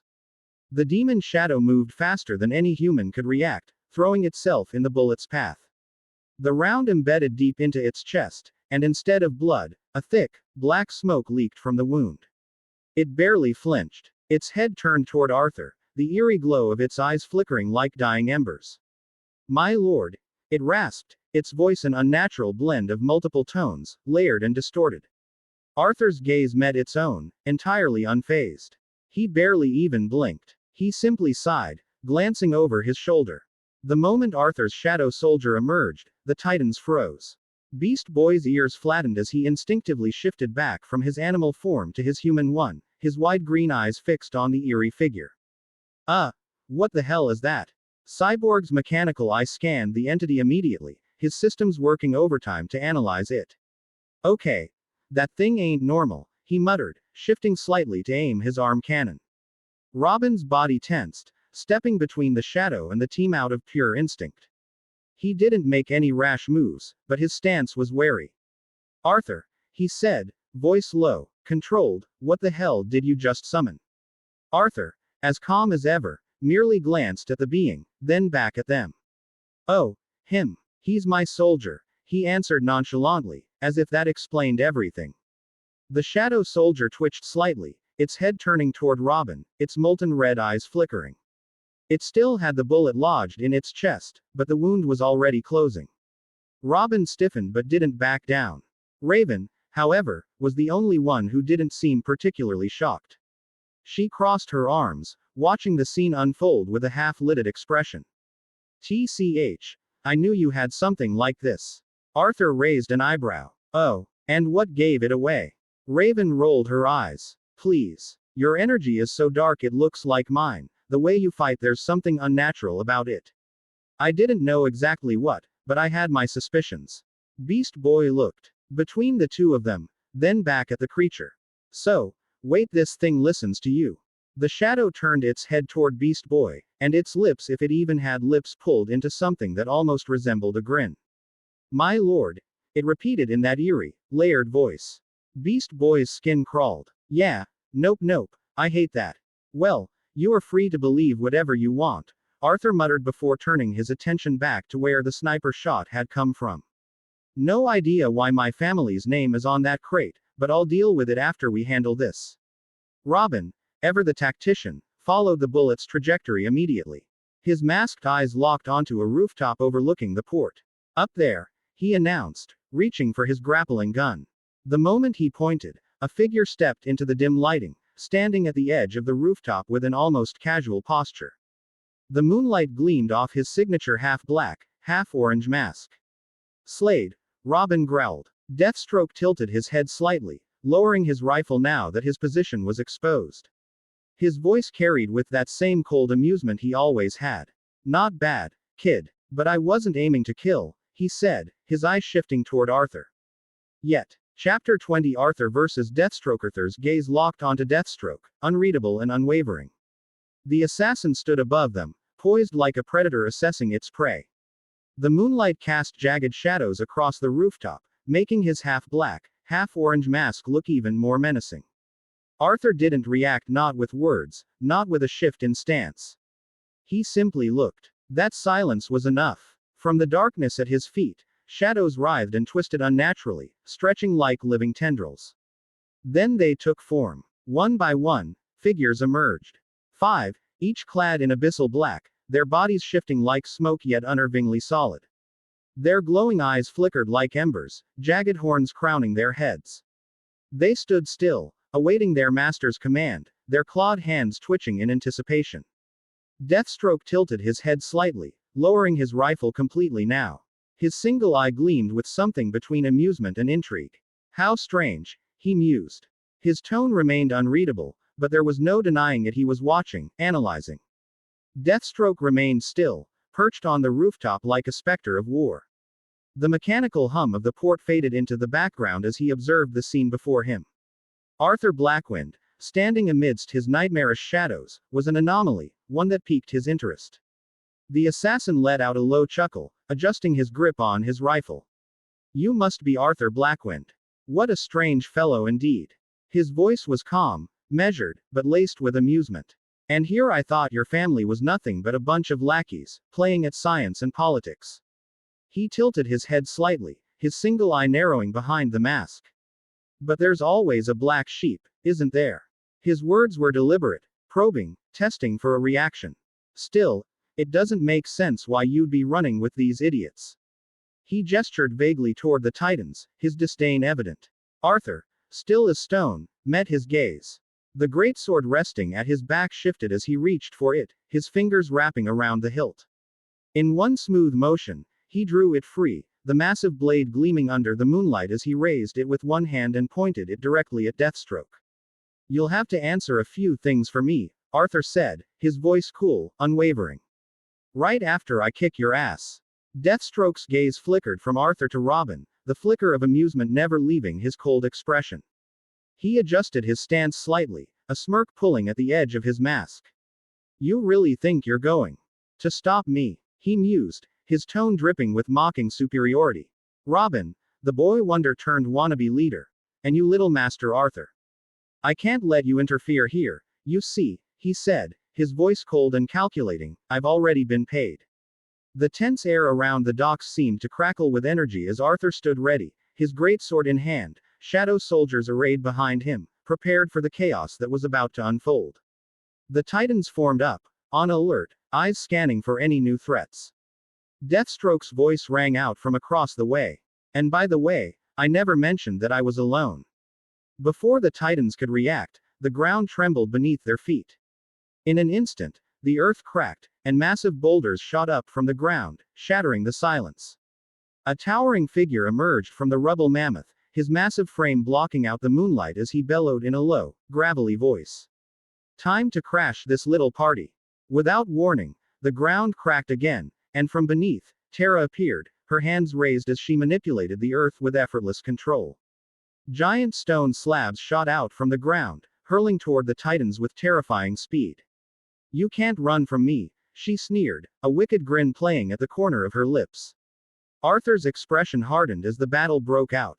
But before he could make a move, a swirl of pink magic erupted in the air. Jinx, standing nearby, grinned mischievously as she released a bolt of pure chaos energy. Can you handle bad luck, boy? Beast Boy's eyes widened in shock. Wait, aren't these guys supposed to be locked up in prison? He turned to Robin, who was already formulating a plan. Deathstroke, now casually leaning against a nearby crate, simply smirked. I set them free, of course. Arthur, eyeing the chaos around him, let out a deep sigh. Yeah, imprison a supervillain, great idea. His voice dripped with sarcasm, but there was no time for complaints. With a swift motion, he drew his greatsword, his shadow soldiers charging into the fray to engage the incoming threats. As Arthur turned to charge toward Deathstroke, Robin's voice rang out, sharp and firm. Arthur, wait, you can't just. But Arthur didn't stop. In the midst of the chaos, he dodged a boulder thrown by Terra and narrowly avoided a chaotic bolt from Jinx. His eyes never left Deathstroke, the assassin calmly observing the battlefield. Arthur! Robin shouted again, but this time it was drowned out by the roar of battle. Without sparing a single glance, Arthur muttered to himself, I'm done with plans for now. His voice was steady, unshaken by the madness around him. His shadow soldiers continued to clash with Terra's stone constructs and Mammoth's brute force as he made his way toward Deathstroke. Robin's eyes narrowed, realizing there was no stopping him now. He turned his attention back to the battlefield. Deathstroke, noticing the shifting tide, began to retreat, a calculated move. His half-black, half-orange mask gleamed as he turned on his heel, disappearing into the night like a shadow vanishing into the dark. Arthur's voice rang out filled with deadly intent. You're not escaping me, Slade. Deathstroke didn't break his stride. With the same cold precision he always had, he turned slightly, drawing his gun in one swift motion. The sound of gunfire rang out, a series of bullets streaking toward Arthur. But without hesitation, Arthur used his greatsword as a shield with a practiced ease, deflecting the rounds. The bullets ricocheted off his blade, sparking in all directions, but none found their mark. Impressive, Deathstroke muttered, not missing a beat. He accelerated, heading toward the shadows of an industrial warehouse up ahead, slipping inside like a ghost. Without a moment's hesitation, Arthur followed the entrance to the warehouse loomed large before him as the sounds of the battle slowly faded into the distance. Arthur's eyes scanned the room, but there was no sign of Deathstroke. Just the echo of his own footsteps and the rhythmic sound of his breathing. You're predictable, Arthur Blackwynd, Deathstroke's voice called from the darkness, calm and steady, like he had been waiting for this very moment, rushing in without considering the consequences. Arthur's grip tightened on the hilt of his greatsword. I've already considered the consequences. You're not leaving here until I've got answers. A low chuckle echoed from the shadows. Answers. You're just like your family. All of you. Sheep rushing in without understanding the bigger picture, playing a game that is too much for you to handle. Then, in an instant, Deathstroke appeared. A blur of motion, his body a flash of half-black, half-orange as he lunged forward, his blades coming at Arthur with a deadly arc. Arthur easily managed to raise his greatsword in time, deflecting the blows with a metallic clang that reverberated through the empty warehouse. The force of the strike sent a shockwave up Deathstroke's arms, but his feet stayed firm. You talk too much, Arthur growled, eyes narrowing. Deathstroke didn't waste a second. His movements were precise, fluid, as if he were dancing with death itself. Better than talking too little, Blackwynd, he retorted, his voice still steady but filled with that cold, confident edge. I'm giving you a chance to learn. The two clashed again, their weapons meeting with a deafening crash. Arthur's greatsword swung in a massive arc, meeting Deathstroke's blades in a shower of sparks. The assassin's movements were fluid, precise, a lethal dance honed by years of training. He was more experienced, his strikes a blur of deadly accuracy. But Arthur was no slouch. Even under the weight of the greatsword, he stood his ground, using his raw power to force Deathstroke back. Each blow Arthur delivered wasn't about finesse, it was about overwhelming force. When Deathstroke's blades flashed toward his chest, Arthur blocked with the flat of his greatsword, the impact sending shockwaves up his arms. Deathstroke's mask gleamed with cold amusement, his voice smooth but laced with that deadly edge. You're strong, Blackwynd, but you lack control. He pivoted, his blades coming down at Arthur's exposed shoulder with lightning speed. I don't need finesse, Arthur growled, his voice low and dangerous. I've got too much strength, stats, you see. Arthur surged forward, pushing his body forward with a grunt, and slammed his shoulder into Deathstroke's chest. The force sent Deathstroke skidding back, barely managing to keep his balance. The assassin's eye flashed with recognition, but before he could react, Arthur pressed the advantage. He grabbed the front of Deathstroke's armor with one hand, lifting him off his feet. Deathstroke's eyes widened slightly, the only hint of surprise visible beneath his mask. Arthur didn't give him a moment to recover. He slammed his fist into Deathstroke's midsection, a brutal strike that sent shockwaves through the assassin's body. Searing pain shot through his ribs. A wet, guttural cough tore from his throat, and a splatter of blood dripped onto the ground. He wiped his mouth with the back of his glove, his single eye narrowing in cold fury. TCH. All that power, and not an ounce of skill, no class. Deathstroke sneered, his single eye locked onto Arthur, sharp with disdain. Arthur smirked, blood dripping from a cut on his lip. From his shadow, a shadow soldier slithered quietly, slipping toward Deathstroke's own shadow. Arthur smirked. It's over for you, Slade. Chapter 21 The Fall of Deathstroke. Arthur's fist connected with a sickening crunch. The impact sent Deathstroke hurtling backward, slamming into the warehouse wall with enough force to dent the metal. The assassin let out a sharp grunt as dust and debris rained down around him. Arthur exhaled slowly, rolling his shoulders as he walked toward the fallen mercenary, his steps deliberate, unhurried. But just as he closed the distance, he stopped. A cold, suffocating aura spread through the air, like a predator locking onto wounded prey. Deathstroke, still slumped against the wall, stiffened. His breath hitched just for a fraction of a second as Arthur's bloodlust crashed over him like a tidal wave. Arthur's blue eyes gleamed in the dim light. I'm gonna ask you this once. His voice was calm, eerily so. What do you know about my family? He crouched slightly, tilting his head. And just so you understand, I don't need you to talk. I have other means of getting what I want. I'm offering you a chance. For the first time, something flickered behind Deathstroke's mask, a mix of fear and unease, and then, he laughed. A raspy chuckle at first, then a deep, unsettling laugh that echoed through the empty warehouse. It wasn't just fear. There was something else there. Well, Deathstroke breathed, a smirk audible in his voice. For starters, I was employed by them, not Lex. His single eye locked onto Arthur. And you. Before he could finish, the warehouse doors burst open. Robin entered first, flanked by the Titans. The battle outside was over, their presence signaling the end of the chaos. Robin's eyes narrowed as he surveyed the scene. His voice was sharp, controlled. Not bad, Arthur. You bested Slade. Arthur exhaled through his nose, barely sparing him a glance. And I see you guys handled the rest.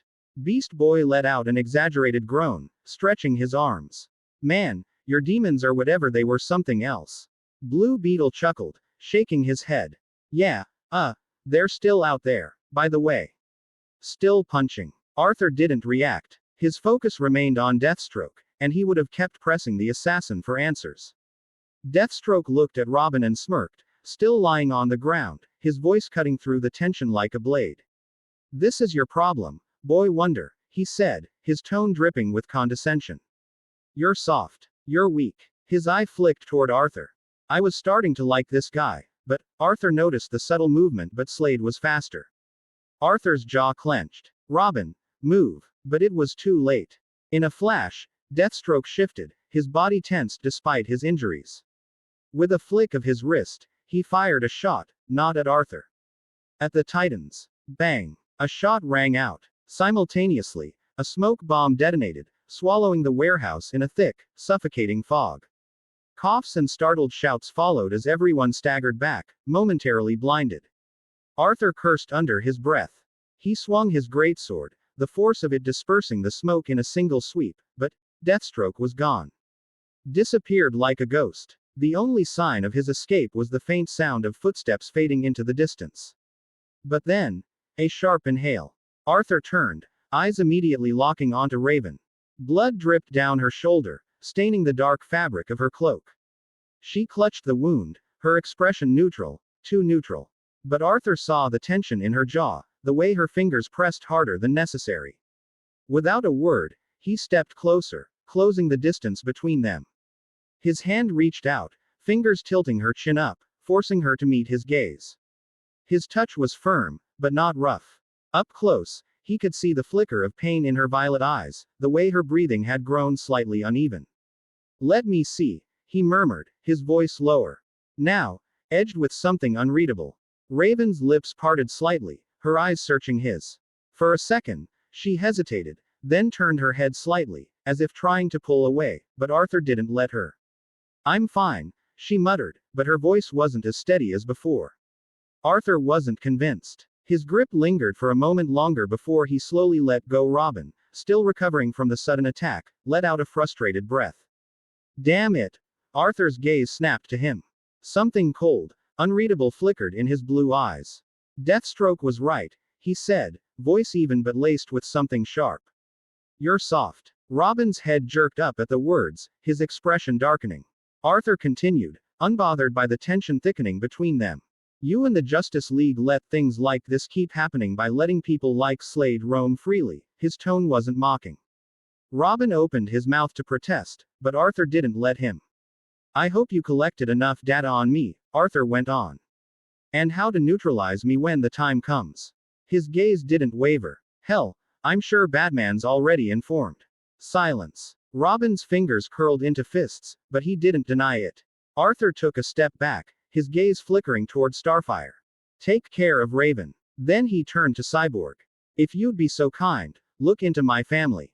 Their background, any deals they made, anything out of the ordinary. His voice remained calm, controlled. Send it to me, and I'll handle the rest. Robin exhaled sharply. You know we'll be involved too. We have to investigate this. Arthur gave him a slight, almost dismissive smirk. Be my guest. And with that, he left. The cold night air greeted him as he stepped outside, the chaos of the battle fading behind him. His shadow soldiers melted into his own shadow once again.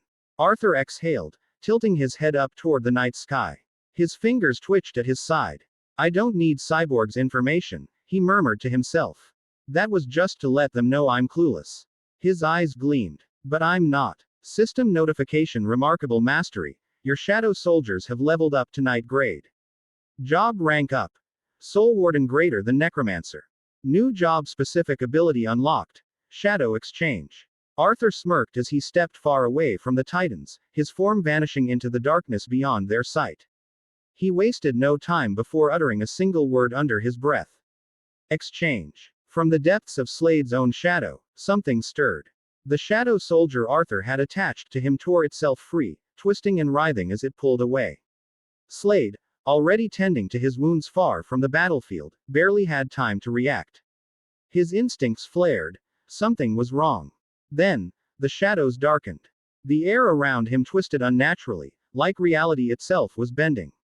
And in the next instant, Arthur stepped forth, emerging from a blackened mist where his demon had once been. The exchange was seamless. Perfect. Slade's single eye widened in disbelief. You've got to be fucking kidding me.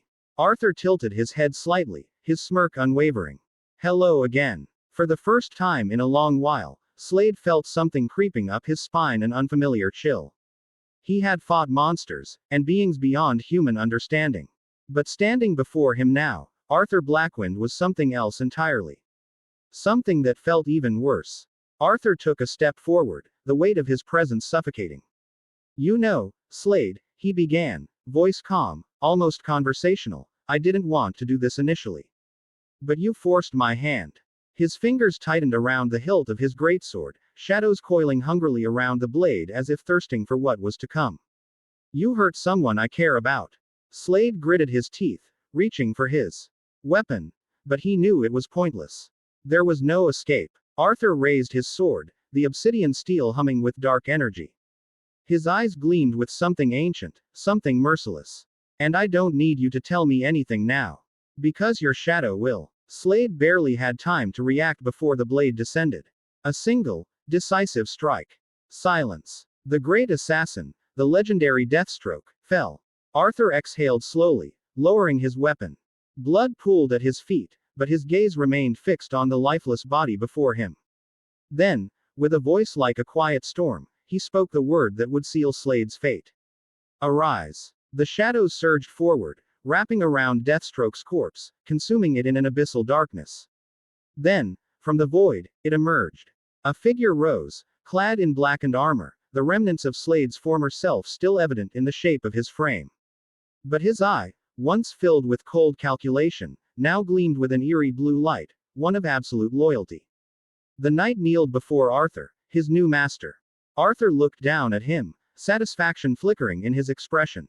From now on, you are Blade. The newly reborn Shadow Warrior bowed his head in silent acknowledgement. Chapter 22 Secrets of Blackwynd. Arthur sat back in his chair, the soft hum of his computer filling the silence of the room. The faint glow of the screen illuminated his face, highlighting his sharp features as he scanned through pages of information about his family's businesses. It all seemed standard, nothing that stood out or made his stomach churn with unease. Just the usual. Real estate holdings, a few tech companies, agricultural investments, some research labs scattered across the globe. Nothing out of the ordinary. He leaned forward, tapping his fingers against the desk, eyes narrowing. Blackwynd Science Group, he muttered under his breath. His fingers hovered over the keyboard as he dug deeper into the files. It looked like another generic corporation, focused on genetic engineering and tech innovations. But something felt off. He scratched his head, frustration starting to seep in. Fucking hell. Even Cyborg's information is nothing much unless he's keeping things from me, which isn't unlikely. His gaze flicked to his left, where Blade, his newly acquired shadow soldier, knelt on the floor. The figure was still, silent, his head bowed in submission. Arthur's lips curled into a faint smirk, his thoughts drifting. This is all because you can't speak, he muttered. How can you be the Deathstroke, but only an elite knight rank shadow soldier? You're a shadow of what you once were, no pun intended. Arthur pushed his chair back and stood up, pacing as his mind wandered. I need to go back to the tower. Level up some more. Get stronger, so all of you can get stronger as well. The air in the room seemed to grow heavier, darker, as if Arthur's words had summoned something. He glanced to the right where one of the demons sat patiently, watching him with eerie eyes. Arthur stopped in his tracks, a thought suddenly occurring to him. How can you talk, even though your rank is lower? He asked, his voice laced with curiosity. The demon's eyes flickered, and then it spoke, a deep, guttural voice escaping its lips. My lord. Arthur winced and shook his head, raising a hand in a dismissive gesture. Just stop. The sound of the demon's voice had unsettled him, but it wasn't the answer he was looking for. The room fell into silence again, save for the soft creak of the chair as Arthur settled back into it. He leaned back, glancing at the screen once more. There was something he was missing. Something deeper than what the files told him. Arthur stared at Blade, his fingers idly rolling the jagged green crystal between them. The kryptonite illuminated the room, casting eerie reflections against the walls. His expression was unreadable, but there was no mistaking the disappointment in his voice. And I thought you'd be useful. Blade lowered his head even further, pressing his forehead against the cold wooden floor in silent submission. The once feared Deathstroke, now an elite knight in Arthur's Shadow Legion. Arthur let out a slow breath, flexing his fingers before tightening his grip around the Prometheum sword. The weight was perfect, not too light, just right for someone who had grown stronger, far stronger, in the recent time. He inspected the weapon, the dark alloy shimmering under the dim light, and let a small smirk tug at his lips. Although, I did get something amazing, he muttered to himself. Prometheum sword S-tier A blade forged from an ultra-dense promethium alloy, known for its near-indestructible properties. The sword is imbued with an adaptive enchantment that sharpens with the wielder's intent. Capable of absorbing kinetic force to reinforce its strikes, it cuts through most materials with ease. Arthur sighed, rolling his shoulders. It was a fitting weapon, especially now that his strength had grown. He pulled up his status screen, eyes scanning the numbers before him. Name: Arthur Blackwynd. Job: Soul Warden. Right pointing arrow necromancer. Title: Bane of the Unworthy. Plus 20% attack against those who harbor evil intent. Level: 50. Fatigue: 0 HP. 4450 megapixels. 6200 strength. 104 right pointing arrow. 110 health. 88 right pointing arrow. 98 agility. 54 right pointing arrow. 58 intelligence. 122 right pointing arrow. 130 sense. 54 right pointing arrow. 58 available ability points. 12 right pointing arrow. 0 passive skill. Tenacity level 1 job specific skill. Shadow extraction shadow exchange skills. Bloodlust level 1 equipment. Azeroth Knight Armor Set Abyssforge Necklace Prometheum Sword Inventory. Greatsword of the Lowborn Tower of Fate Key. Arthur looked at Blade and sighed, shaking his head. Get up. Blade obeyed immediately, rising to one knee. Arthur studied him for a moment, then held up the kryptonite between two fingers. Just answer me with a nod, he said. Do you know where this shipment came from? Blade's response was swift. He turned his head slightly and gestured toward the computer screen. Arthur followed his gaze, his eyes narrowing as they landed on an image of sleek, towering skyscraper with the words Blackwynd Science Group stamped across its facade. Arthur exhaled sharply through his nose. You did say you were employed by us and not Lex, he muttered, rubbing his temple. His eyes lingered on the tower, mind already racing with possibilities. A bitter chuckle escaped his lips. That's where my brother works. The Tower of Fate can wait for now. I need to get to the bottom of this before the Titans do. The dining room was warm, filled with the soft clatter of silverware and the gentle murmur of conversation. The aroma of roasted meat and spices lingered in the air, mixing with the faint scent of wine from his mother's glass. It had been a while since Arthur sat at this table, longer still since his brother had joined them. His mother smiled, cutting into her steak as she glanced between her two sons. You know, for the longest time, it was just Adam who barely came home. Now it's you, too, she mused, a teasing lilt in her voice. I suppose that's just part of becoming a man, huh? She added. Don't tell me, it's a girl, isn't it? Arthur exhaled through his nose, shaking his head slightly, but a smirk tugged at the corner of his lips. You're not far from the truth, he said, taking a sip of his drink. His mother's eyes lit up, and she leaned forward slightly. Oh, now this is interesting. Across the table, Adam set down his fork, studying Arthur with a thoughtful expression. You look sharper, he said, a genuine smile tugging at his lips. Clearly, you've been working out. Arthur met his brother's gaze, unreadable. His fingers curled slightly around the stem of his glass. Is this the one I suspect?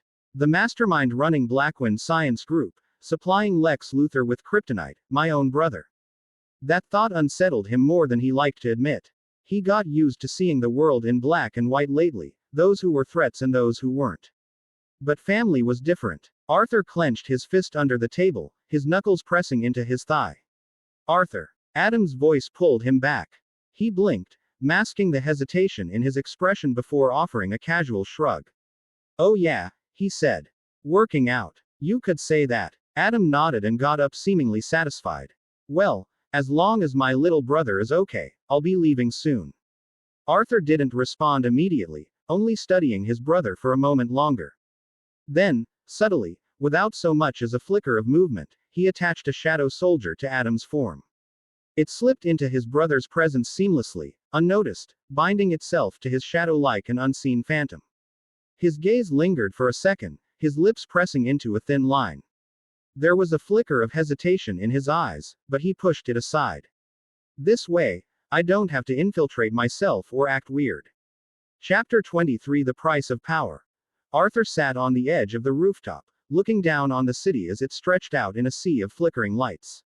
He continued to stare straight ahead at the Blackwynd Science Group tower, its sleek glass monolith piercing into the night sky. He let his breath out slowly, rolling his shoulders as he muttered to himself, this better go smooth without any trouble, I'd like to avoid unnecessary problems. The shadows below him stirred. Without his head turning, Arthur had called his demons and he felt they were pulling free from the darkness, their twisted forms knelt before him. Their glowing eyes locked onto him, awaiting orders. He didn't hesitate. Patrol the area, he said, his voice steady. Stay hidden. If any of the Titans show up or if you see anything unusual, signal me immediately and do not engage. The demons said nothing. They didn't need to. They melted away into the night, dissolving down to the streets below in the blink of an eye. Arthur leaned forward a bit more, his hands tightening on the edge of the rooftop as he continued to watch the tower. Adam sat at his desk, fingers tapping anxiously against the polished wood as the holographic screen in front of him flickered with Lex Luthor's sharp, unamused expression. The tension in the air was suffocating. A failed shipment, Adam. Lex's tone was low measured but did not mask that anger. That kryptonite was crucial for this experiment, and I don't have time to deal with setbacks. Adam rubbed his temples. I never expected Deathstroke to fumble on an errand so simple, a simple delivery. He fell out of contact. It means the Titans somehow interfered.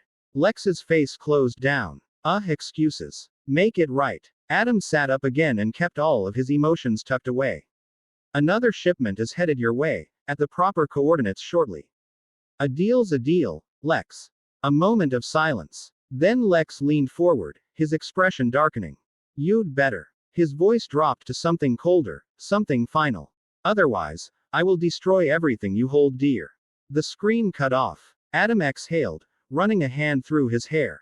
Then, suddenly movement. A ripple in the air, a distortion in the very fabric of the shadows beneath him. Before he could react, something emerged from the darkness, a twisted inky figure rising from his own shadow, its eyes glowing like embers in the dim light. Adam's breath caught in his throat. What the hell? And then, just as quickly, it was gone. Replaced. Where it had been, there was Arthur now, and the air was suffocating. His silhouette was wreathed in shifting, living darkness, the room growing colder with his arrival.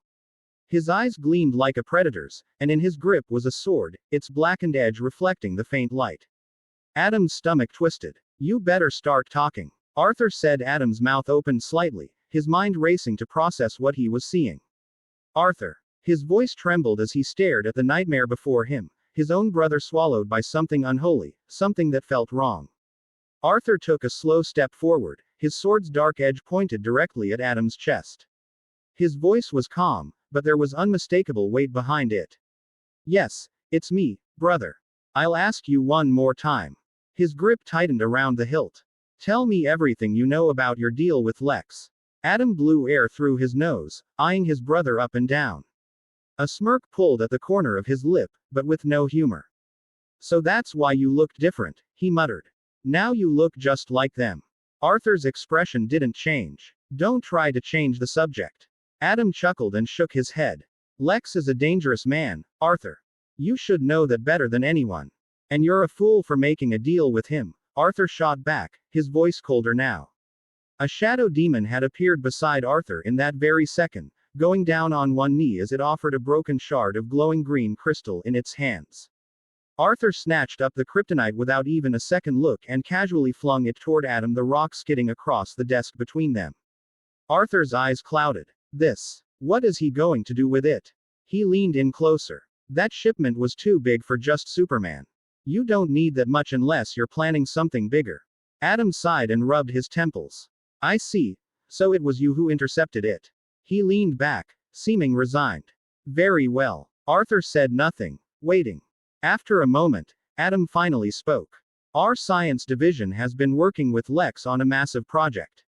The money was persuasive. His voice carried a hint of regret, but it was buried beneath his usual composure. He's creating something. Someone. A living being designed to be completely immune to kryptonite, so he is running tests after tests. Arthur felt his blood run cold. His breath hitched for just a fraction of a second, but then his whole body tensed, his fingers digging into the hilt of his sword. He didn't need to hear anything else. Doomsday. His mind screamed it. His jaw clenched, and a sharp, dangerous laugh escaped him. Not one of amusement, but disbelief. Pure, boiling rage barely contained beneath the surface. You fucking idiot, Arthur muttered under his breath. He ran a hand through his hair, his nails scratching against his scalp as he tried to steady himself. How far along is it? Is it alive yet? Adam hesitated, sensing the sheer fury radiating off his brother. I don't know. The thing is in his lab in Metropolis, but from what I do know, it's not ready. Not even close. Arthur finally breathed out and lowered his sword, though the grip remained firm. He half turned away from his brother, rubbing his forehead. I should kill you for this. His voice came tired, raw. But I won't. You should thank our mother for that. Adam didn't say anything. Arthur lifted his gaze again and looked directly into his brother's eyes. But on one condition only. Adam raised an eyebrow. Give me access to that lab in Metropolis. Arthur's tone was resolute, without pause. Or you go yourself and let me handle the rest. Adam's eyes flashed an uncertain feeling. You want me to screw Lex over? Screw over what we have.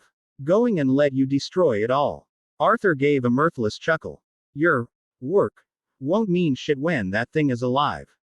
The gaze hardened further. You already destroyed our family the moment you decided to work with him.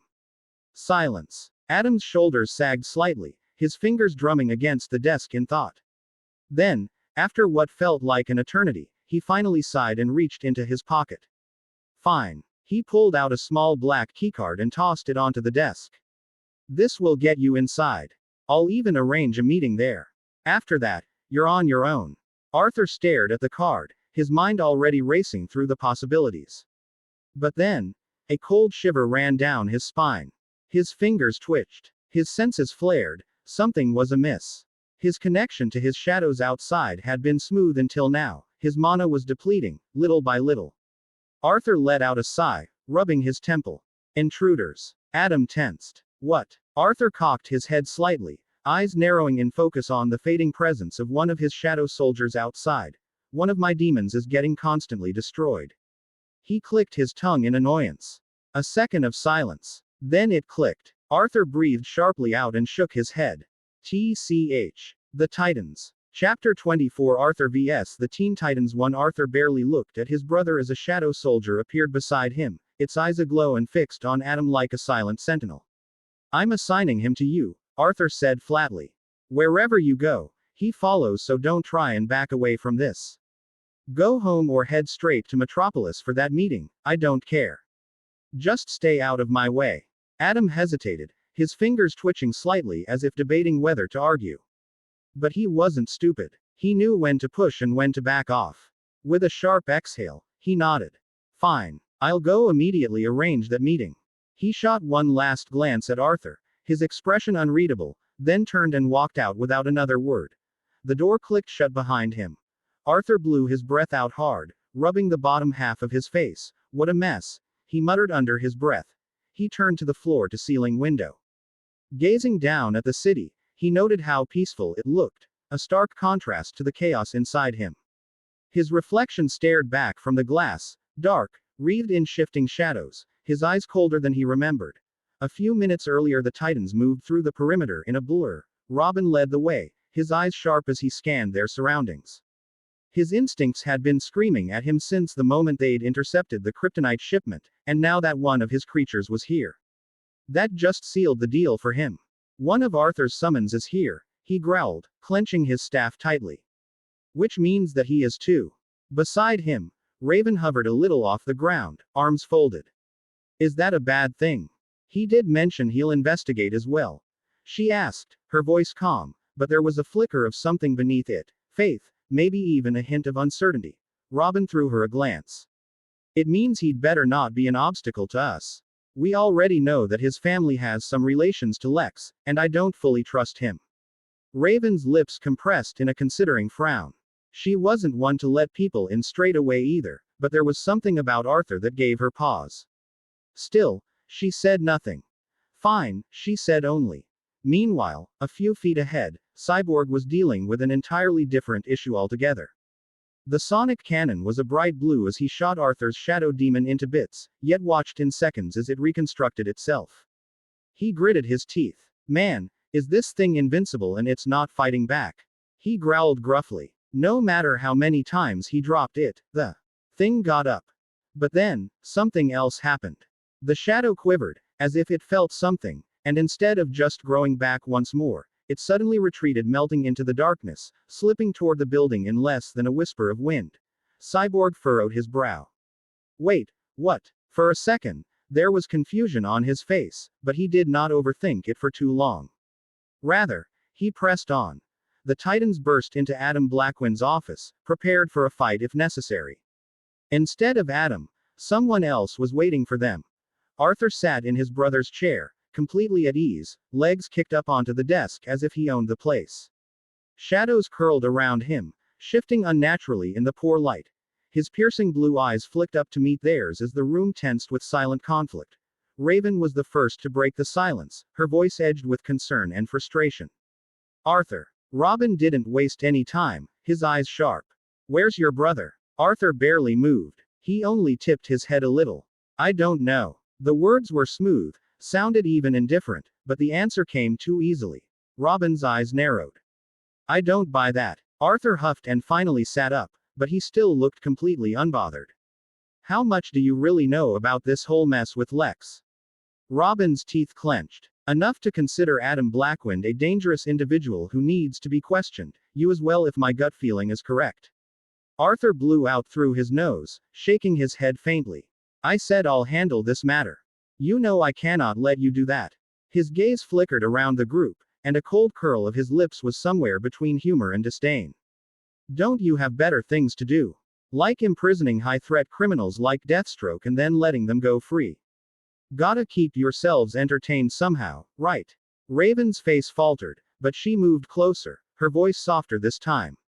Arthur, please. For a moment, Arthur just stared at them, his expression unreadable. Then he pushed himself out of the chair, standing to his full height. His voice was steady, unwavering. It became a family matter the moment I saw my name involved. I really can't let you interfere more than you already have. He reached for his sword, its weight comforting in his grasp as he drew it out in a single, smooth movement. Under the office lights, the metal shone bright and powerful. Instantly, Robin's eyes shot to the blade, something quivering behind the mask of his gaze.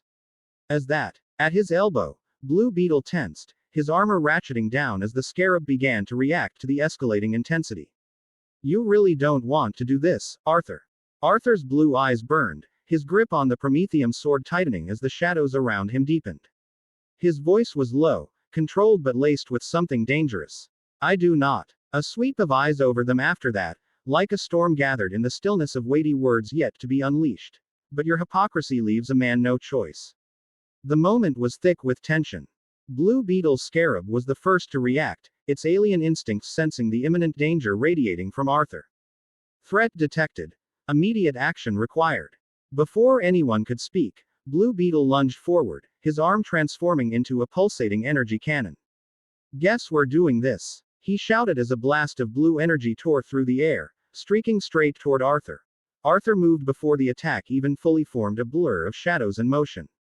Twisting to the side, the blast seared past him, shattering part of the office wall. In the same fluid motion, he closed the distance, his Prometheum sword gleaming under the flickering lights. His blade arced toward Blue Beetle's chest, intent on ending this fast, but Robin was already moving. The leader of the Titans shot forward in a blur, his years of training kicking in as he lashed out with a powerful kick. It struck Arthur's side, stopping his momentum but barely moving him. Arthur skidded back only a step, his body absorbing the impact with unnatural ease. His face did not change. Then, without a second's hesitation, he flipped his sword into a reverse grip and in his free hand, a huge greatsword materialized out of nothing. Robin's eyes went wide. Shit! Arthur swung. Robin barely dodged, feeling the pure force of the swing as the greatsword cleaved through the air where his head had been a second ago. It slammed into the ground, sending cracks spider webbing across the floor. Stop this. Raven's voice cut through the chaos. Nobody listened. Starfire hovered slightly above the ground, her fists glowing faintly with barely restrained energy. This did not feel right.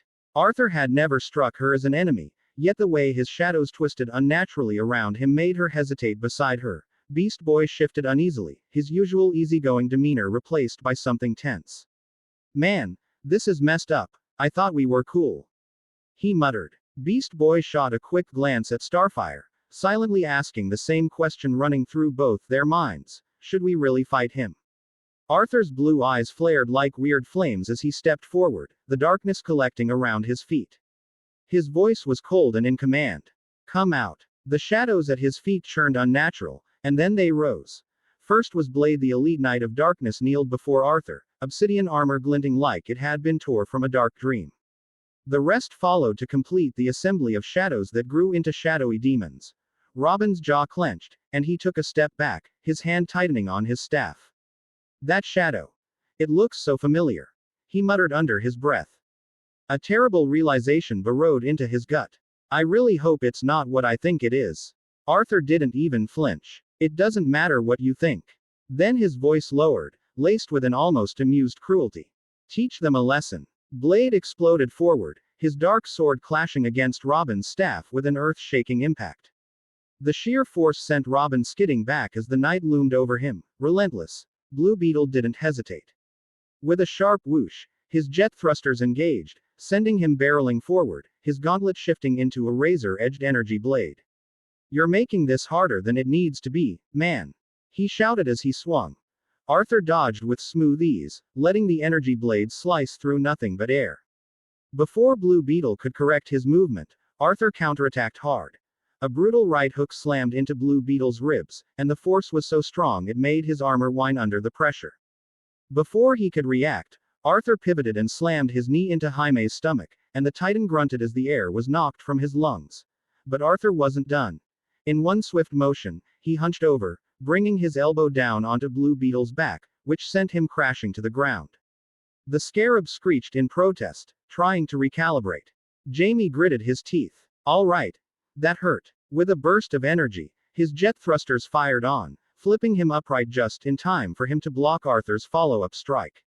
Arthur's Prometheum sword came slicing down, aiming to cleave through his defenses. Boom. A scarab shield materialized to life around Jaime and blocked the blade at the very last second. The shock of the impact was like an aftershock of an earthquake and ripped through the entire office, shattering glass, furniture, and blowing debris around. The whole place now looked like a battlefield.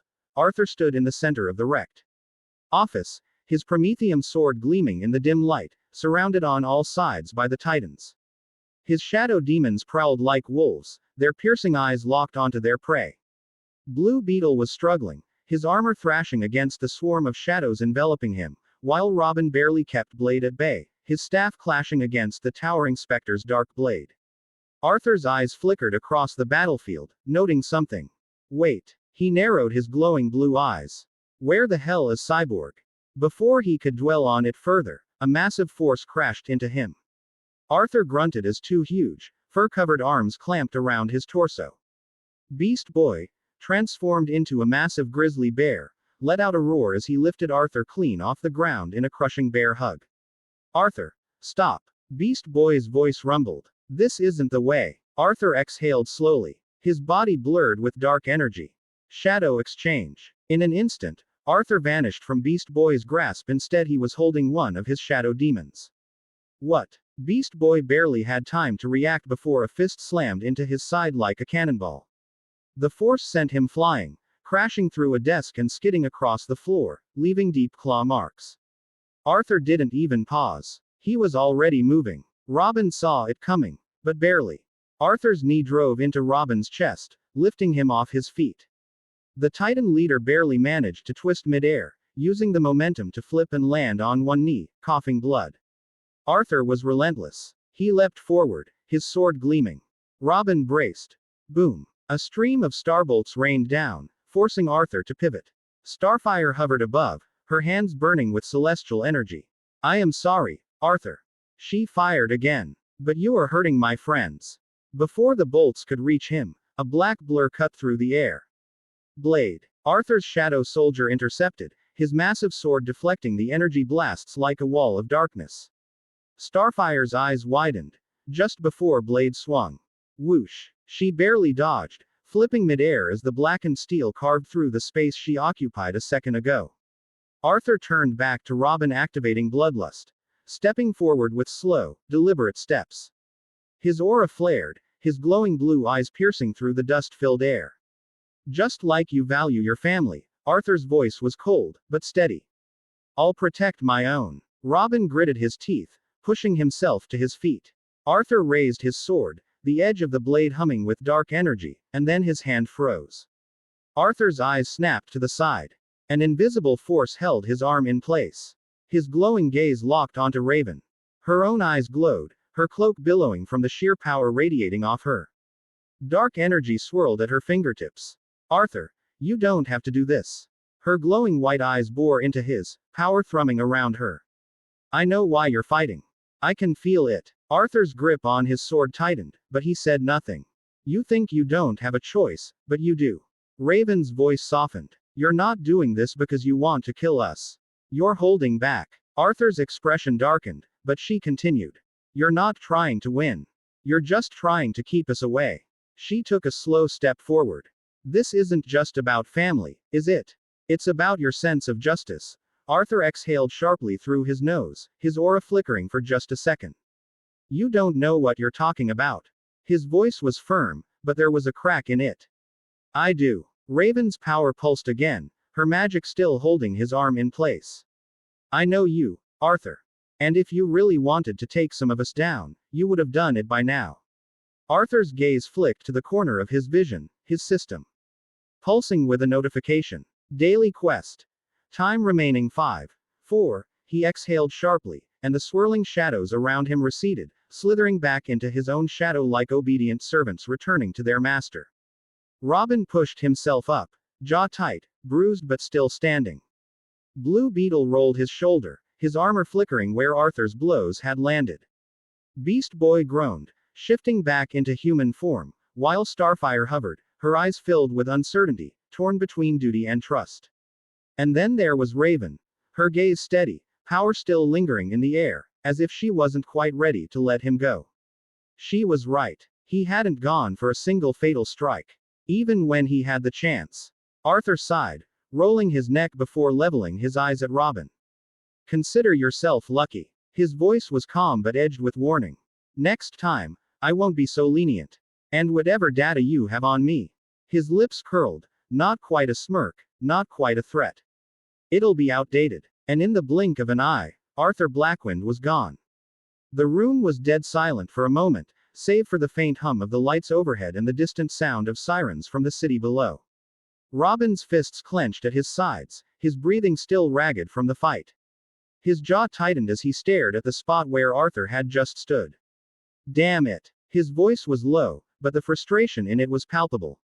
He hated feeling outmaneuvered, outclassed. And Arthur had done both effortlessly. Blue Beetle's scarab clicked and whirred in his head, scanning the area where Arthur had vanished. Threat lost. Tactical recalibration required. Jamie exhaled, rubbing his temple. Yeah, no kidding. He glanced at Robin. So, are we just gonna ignore the part where he nearly wiped the floor with us? Beast Boy groaned from where he lay sprawled on the floor. I vote we ignore that part. He sat up slowly, rubbing his ribs. Dude hit like a freaking truck. He shook his head. No, like 10 trucks. Starfire lowered herself to the ground, her brows furrowed in thought. He was holding back. Her voice was softer, almost hesitant. She turned to Robin. You saw it too, didn't you? He had so many chances, especially against you, but he didn't. Raven was the last to speak. She stood frozen for a second, her hands still faintly glowing with dark energy. But her mind was elsewhere, her expression distant. She had felt it. Arthur's rage, his frustration, his fierce loyalty. But more than that, she had felt his hesitation. He hadn't wanted this fight. Not really. Slowly, her hands lowered, and she let out a breath she didn't realize she had been holding. I'm not giving up on you, she said quietly. Dark, cold, dank air clung to his skin as Arthur stood in the middle of a poorly lit corridor, the flickering lights above casting eerie shadows on the cracked and stained walls. The faint echoes of screams from afar and manic laughter slithered through the halls. A system notification blinked in front of him. Penalty zone activated. Survive for 4 hours. Restrictions. Job-specific skills, locked. Most abilities, locked. Rewards.